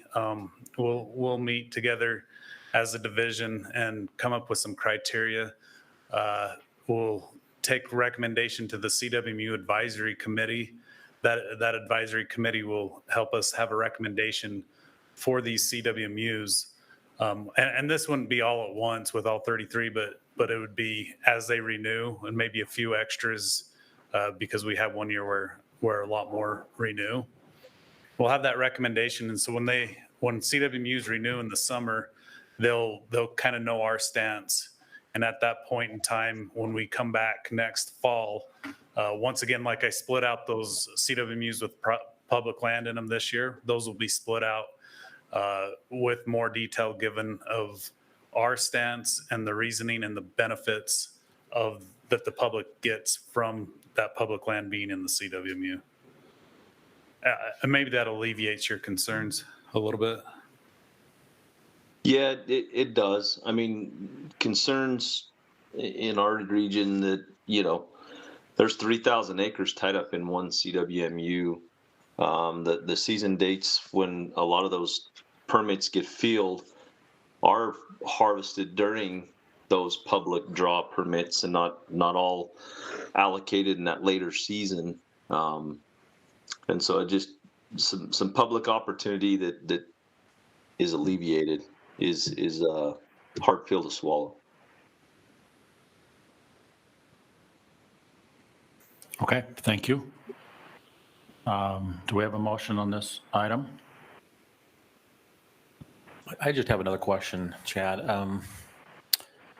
The 90-10 split is my question. And so there are several CWMUs that have private land. Tell me again, public land. Tell me, it's getting late. Yeah. Tell me again, how is that determined? How does that split change when there's public land involved? Could you just quickly summarize that? Yeah, there's a few different ways. So there's also such thing as a trade land. So some of them will trade lands. So if they have, say, some of them will have 400 acres of public land in them, then they have some other private land that's not connected, and they'll trade that out for the inclusion of the public land. They'll open up that private land for accessibility for the public. So that's one way. And then the other is just the permit calculator. Just however many public acres are in there, what percentage that makes it up, we take those tags off the top with a calculator. Okay. Thanks. Everybody good? All right, if I don't hear any other questions, or would anyone like to make a motion? I'd like to make a motion that we accept as proposed by the recommendations from the DNR. Thank you. We have a motion from Jeff to accept the CWMU and Landowner 2022 permit recommendations as presented. Do I have a second? I'll second that. A second from Dan Abeda. Roll call. Daniel? No. I believe Robert is excused. Joe? No. Is that a no? Richie? Yes.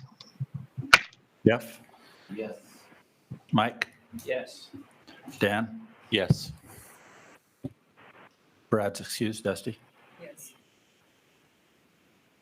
Motion passes 5-2. Thank you. I believe did you have anything else, Miles, that we need to address? Thank you to the division for all your work. Joe, did you have a comment? I just had a question on the proper time to bring up, propose like a management hunt in the Book Cliffs, and just kind of need some direction on that. If that's during permitting in the spring, exactly when that would be a good time to propose that. Actually, I think that would go as a recommendation to the division and the wildlife board to consider a new hunt, which would be now, right, Kobe? Yeah, yes. If that were a recommendation that the RAC were going to make, that would be now. Yeah, and if you have any questions on it, we'd be happy to answer them. So tell us what you're thinking there, Joe. What species and what you're talking about? So we've got, the Book Cliffs is a major challenge right now, and of course it's near and dear to our hearts here in our backyard. And I've had a couple of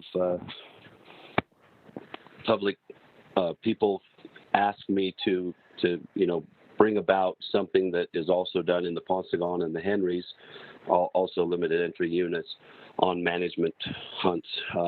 I think Blake Bess was discussing that on some of the bucks, the quality of bucks that are doing some of the breeding because we're chasing them pretty hard, and proposing that we, offer some potentially youth tags in management hunts. And I just, Brad would know better than I, but also spending a decent amount of time on Diamond Mountain. Diamond Mountain could use some management buck hunts as well on lesser quality deer, and so that's kind of something that I would like to bring up is we've talked earlier about giving the youth more opportunities, and maybe this would be a way to help the herd. Again, Clint spends a ton of time out there. If that's something that he would be on board with, if it makes sense, do we add them to the tags? Do we take them away from the tags? I think that's my proposal is trying to incorporate some type of a management buck hunt that would be youth driven, if possible, for the Book Cliffs for sure, and think about the Diamond area as well. For youth, you're talking, correct? Yes, for youth. Yes. Go ahead, Kobe. Okay, so you mentioned management buck hunts we do conduct on our premium limited entry units. And the reason why we do is because we manage those units at such an extreme high quality that there's a lot of waste. So if you're under the impression, and by waste, what I mean is that our buck-doe ratios are high because we manage for an average age of at least a 5-year-old buck being harvested, right? And so our buck-doe ratios get extremely, extremely high, where you end up having bucks die of old age that are never harvested, right?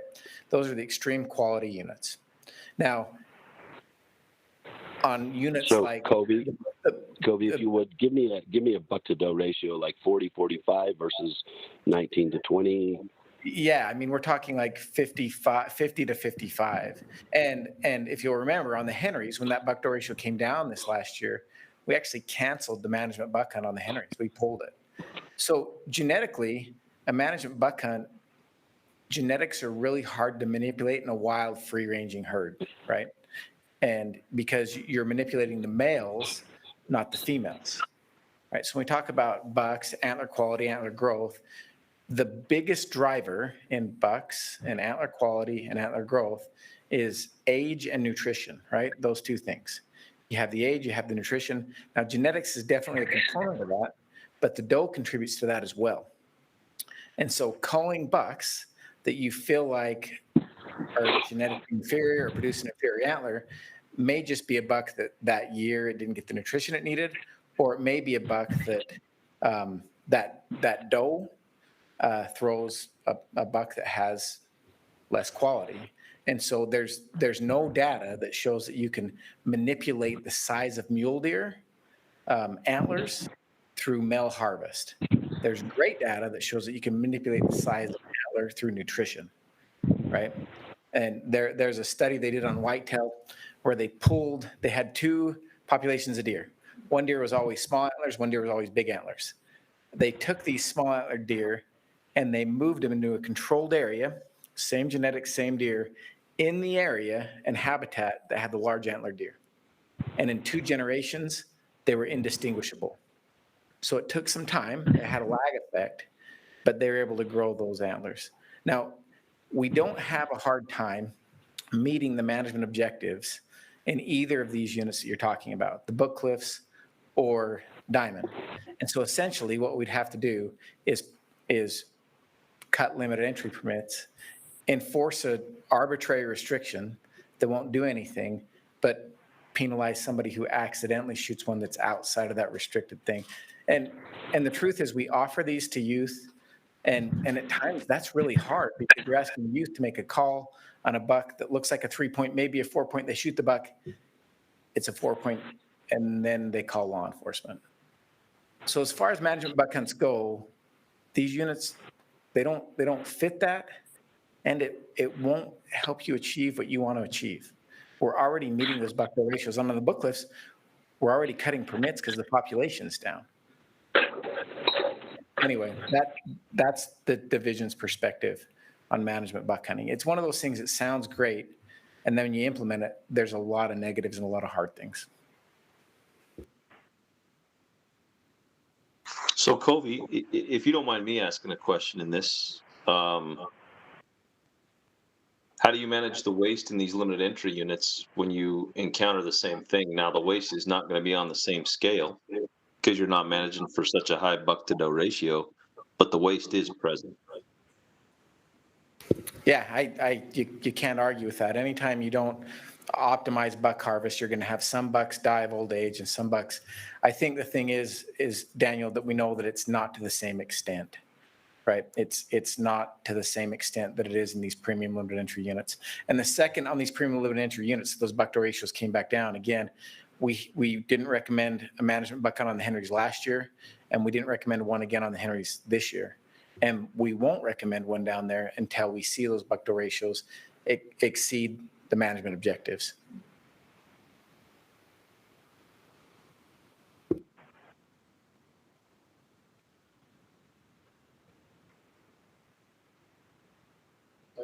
It's there, Daniel. Like there's a social decision to say we want to manage some units for more quality, and when we do that, we end up with surplus bucks. Some of them never get great big. There's also a lot of hunters that take some small bucks. I mean, I was sitting at Strawberry Check Station this year and had a gentleman come in who was so excited about his book cliffs hunt. I'll tell you, by most hunter standards, it was not a trophy buck. It was old. It was definitely old. And he couldn't be more happy. So there's a lot of different types of hunters in there. A lot of us in the room care enough about trophy quality that we're here tonight, right? But there are a lot of hunters out there that are just excited to get out too.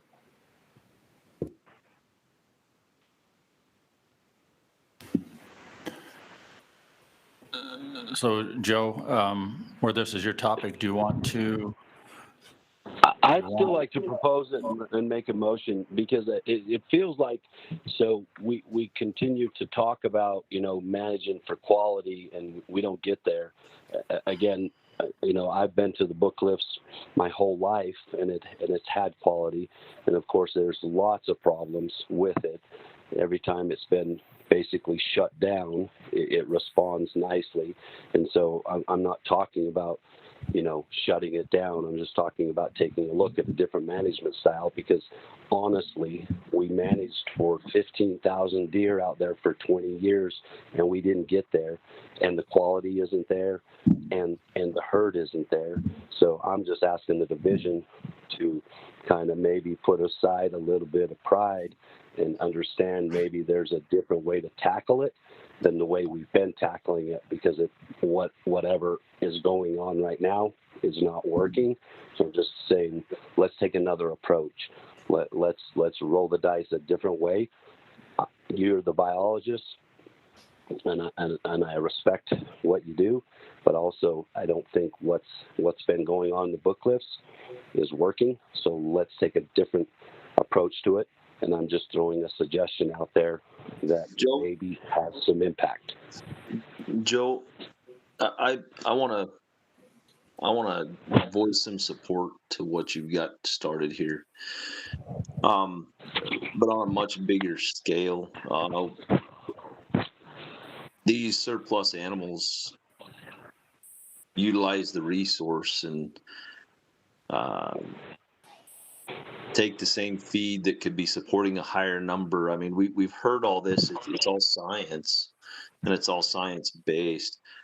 I think there is opportunity there. It may not be on a large scale like we would hope it to be, out of the sake of looking at it as for a youth opportunity. But I do believe, and we all, I feel, can agree that there is surplus that does go through that on a small scale provides an opportunity, but also creates a lot of benefits. So if you were to go forward with this, I would be in full support.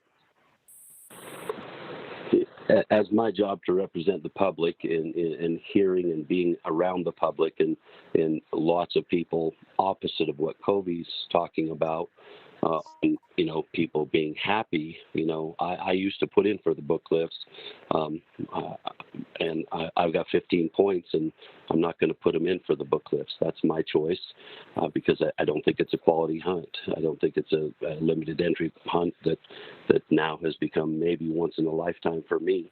So me personally, and I'm being selfish on that. So I'm just asking us to take another look at the way we're managing the book lifts, and maybe we can bring it back to its glory day. There's a lot more pressure. There's a lot more issues than there used to be in the 80s, but maybe we can get there. The Ponsagon, I think, is still pretty good. The Vernon units are pretty good. The Oak Creek is pretty good. Antelope Island, there's places you guys are being super successful as a division. What can we do in the book lifts? Because it can grow every bit as big a deer as any of those other units, and I know that. Without being a biologist, I know that. And I'm just asking you what can we do? If this isn't the right proposal, Covey, Clint, team, what is the right proposal? I know we're headed down that direction and removing a whole bunch of mouths off the landscape, but I think that, my patience is probably growing a little thin on trying to, help this unit rebound a little sooner. This is Richie. I just have a quick comment. I'm not opposed to what Joe's offering, I guess, there. There has been, as far as of what's been tried in the book cliffs not working, I think there's been some changes in management a little bit over the last couple years in the book cliffs that I think we'll see some results from. The habitat, they've been very aggressive with habitat projects out there and water resources. So there are some management changes and some management efforts that I think we're going to see fruit from, especially if we get a little change in the weather pattern and get a little wetter. But like I say, I'm not opposed to what Joe's offering at all, but I think there has been some management changes that I think we're going to see fruit from, but it's going to take a few years. And I agree with you, Richie. That's why I said this. I think this scope can go much wider than just the book cliffs or diamond. I think it can be looked at in a much bigger scale. Yeah.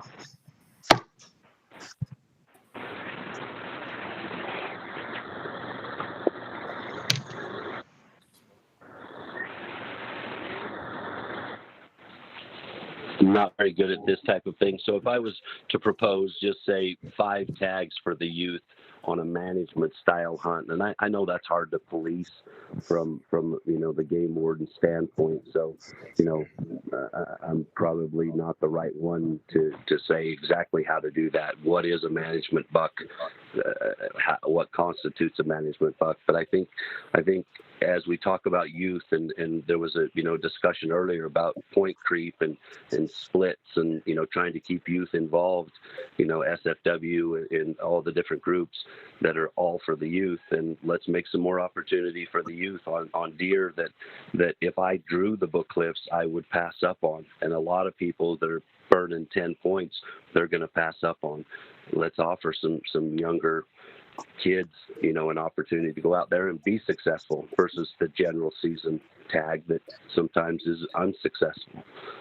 That's my proposal. So, if that's 5 tags, whether that's additional to the limited entry or if we feel like we have to take that away, because I honestly don't know that you would need to take any away because they're deer that probably wouldn't be harvested anyway. But I think a small number to start out with, and whether or not limited entry points are burned or not, I think that's all part of the discussion. So, and I know we're fairly late, and I don't want to bore everybody to tears on this, but I feel like it's something that's important. Yeah, so Joe, at this time, we would need to make a motion for the new hunt strategy. and the new hunt opportunity.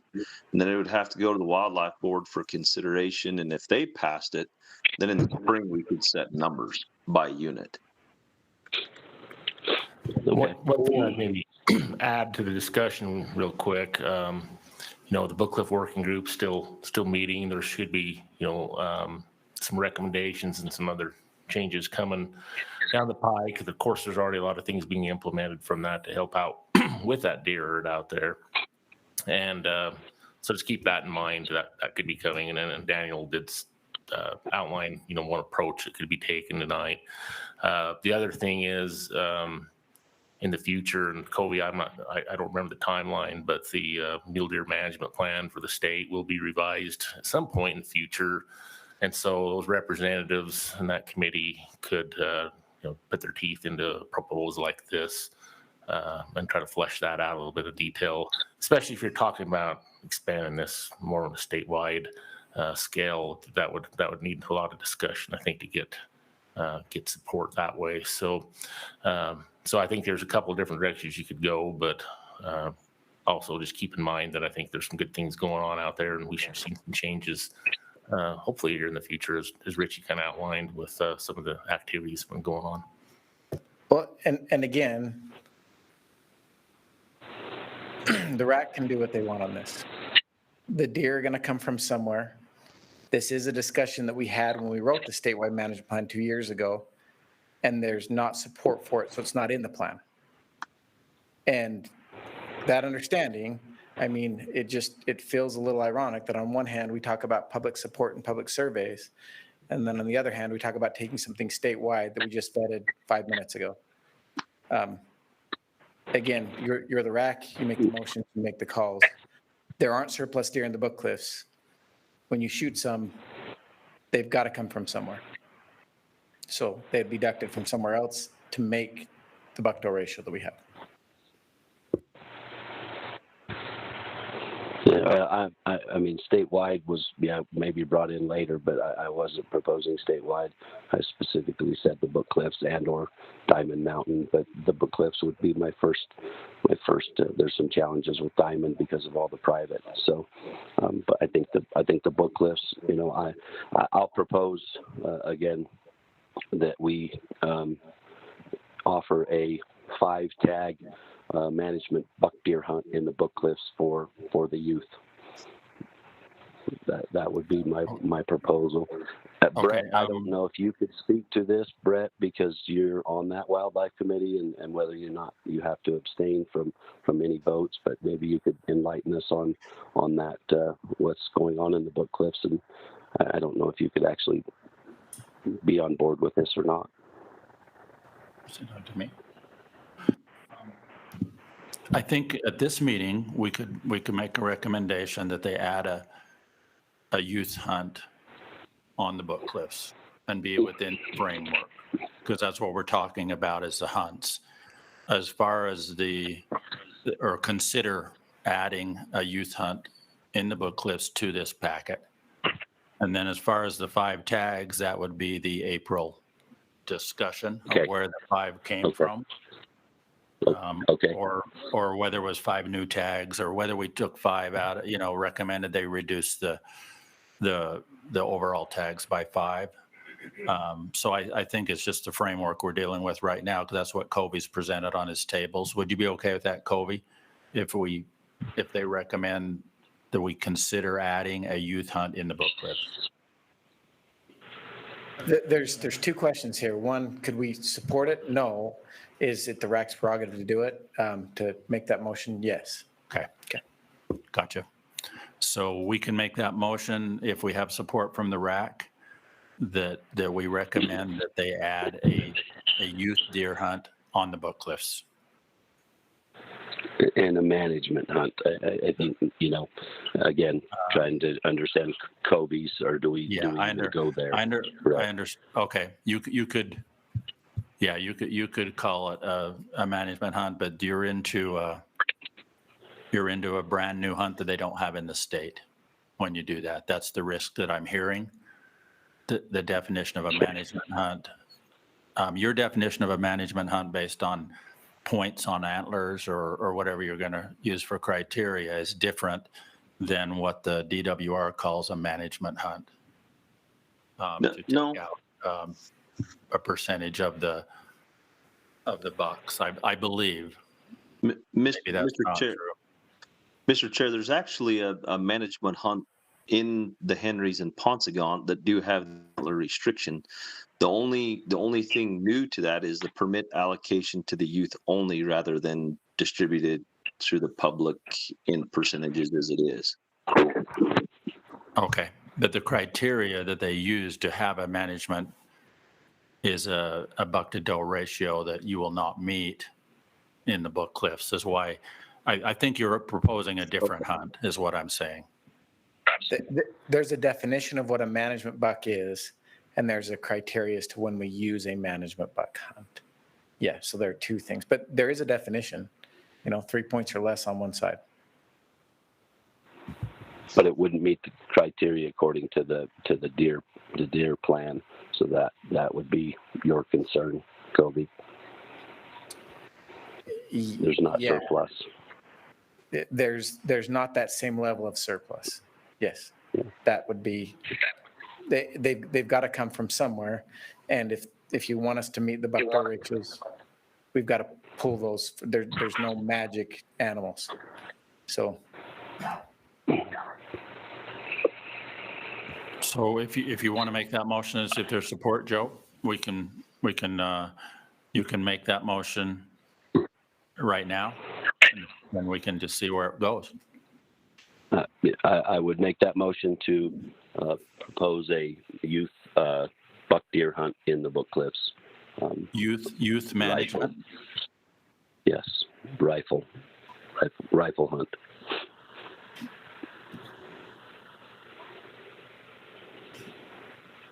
Okay, do we have a second? Yes, I'll second that. Okay, we have a motion and a second to create a youth rifle management buck hunt in the Book Cliffs, to recommend that the DWR create a new hunt. We have a second. I will do a roll call. Daniel? Yes. Robert, I don't believe he's on. Joe? Yes. Richie? I think it's something to consider in the future. I don't think we're there right now in the Book Cliff, so I'm a no. Okay. Jeff? No. Mike? No. Dan? Yeah, I love where their hearts are, and I agree with them, but I'm with Richie. I think I'm a no. Dusty? Motion fails 2-5. Okay, is there any other business that anyone wants to bring up at this time? If not, we'll adjourn this meeting. Do I have a motion? Do you have anything else, Miles? Do I have a motion to adjourn? Yeah, I'll make a motion. We adjourn the meeting. Do I have a second? Second. Everybody in favor, raise your hands. Thank you. Yes. Thank you, everyone.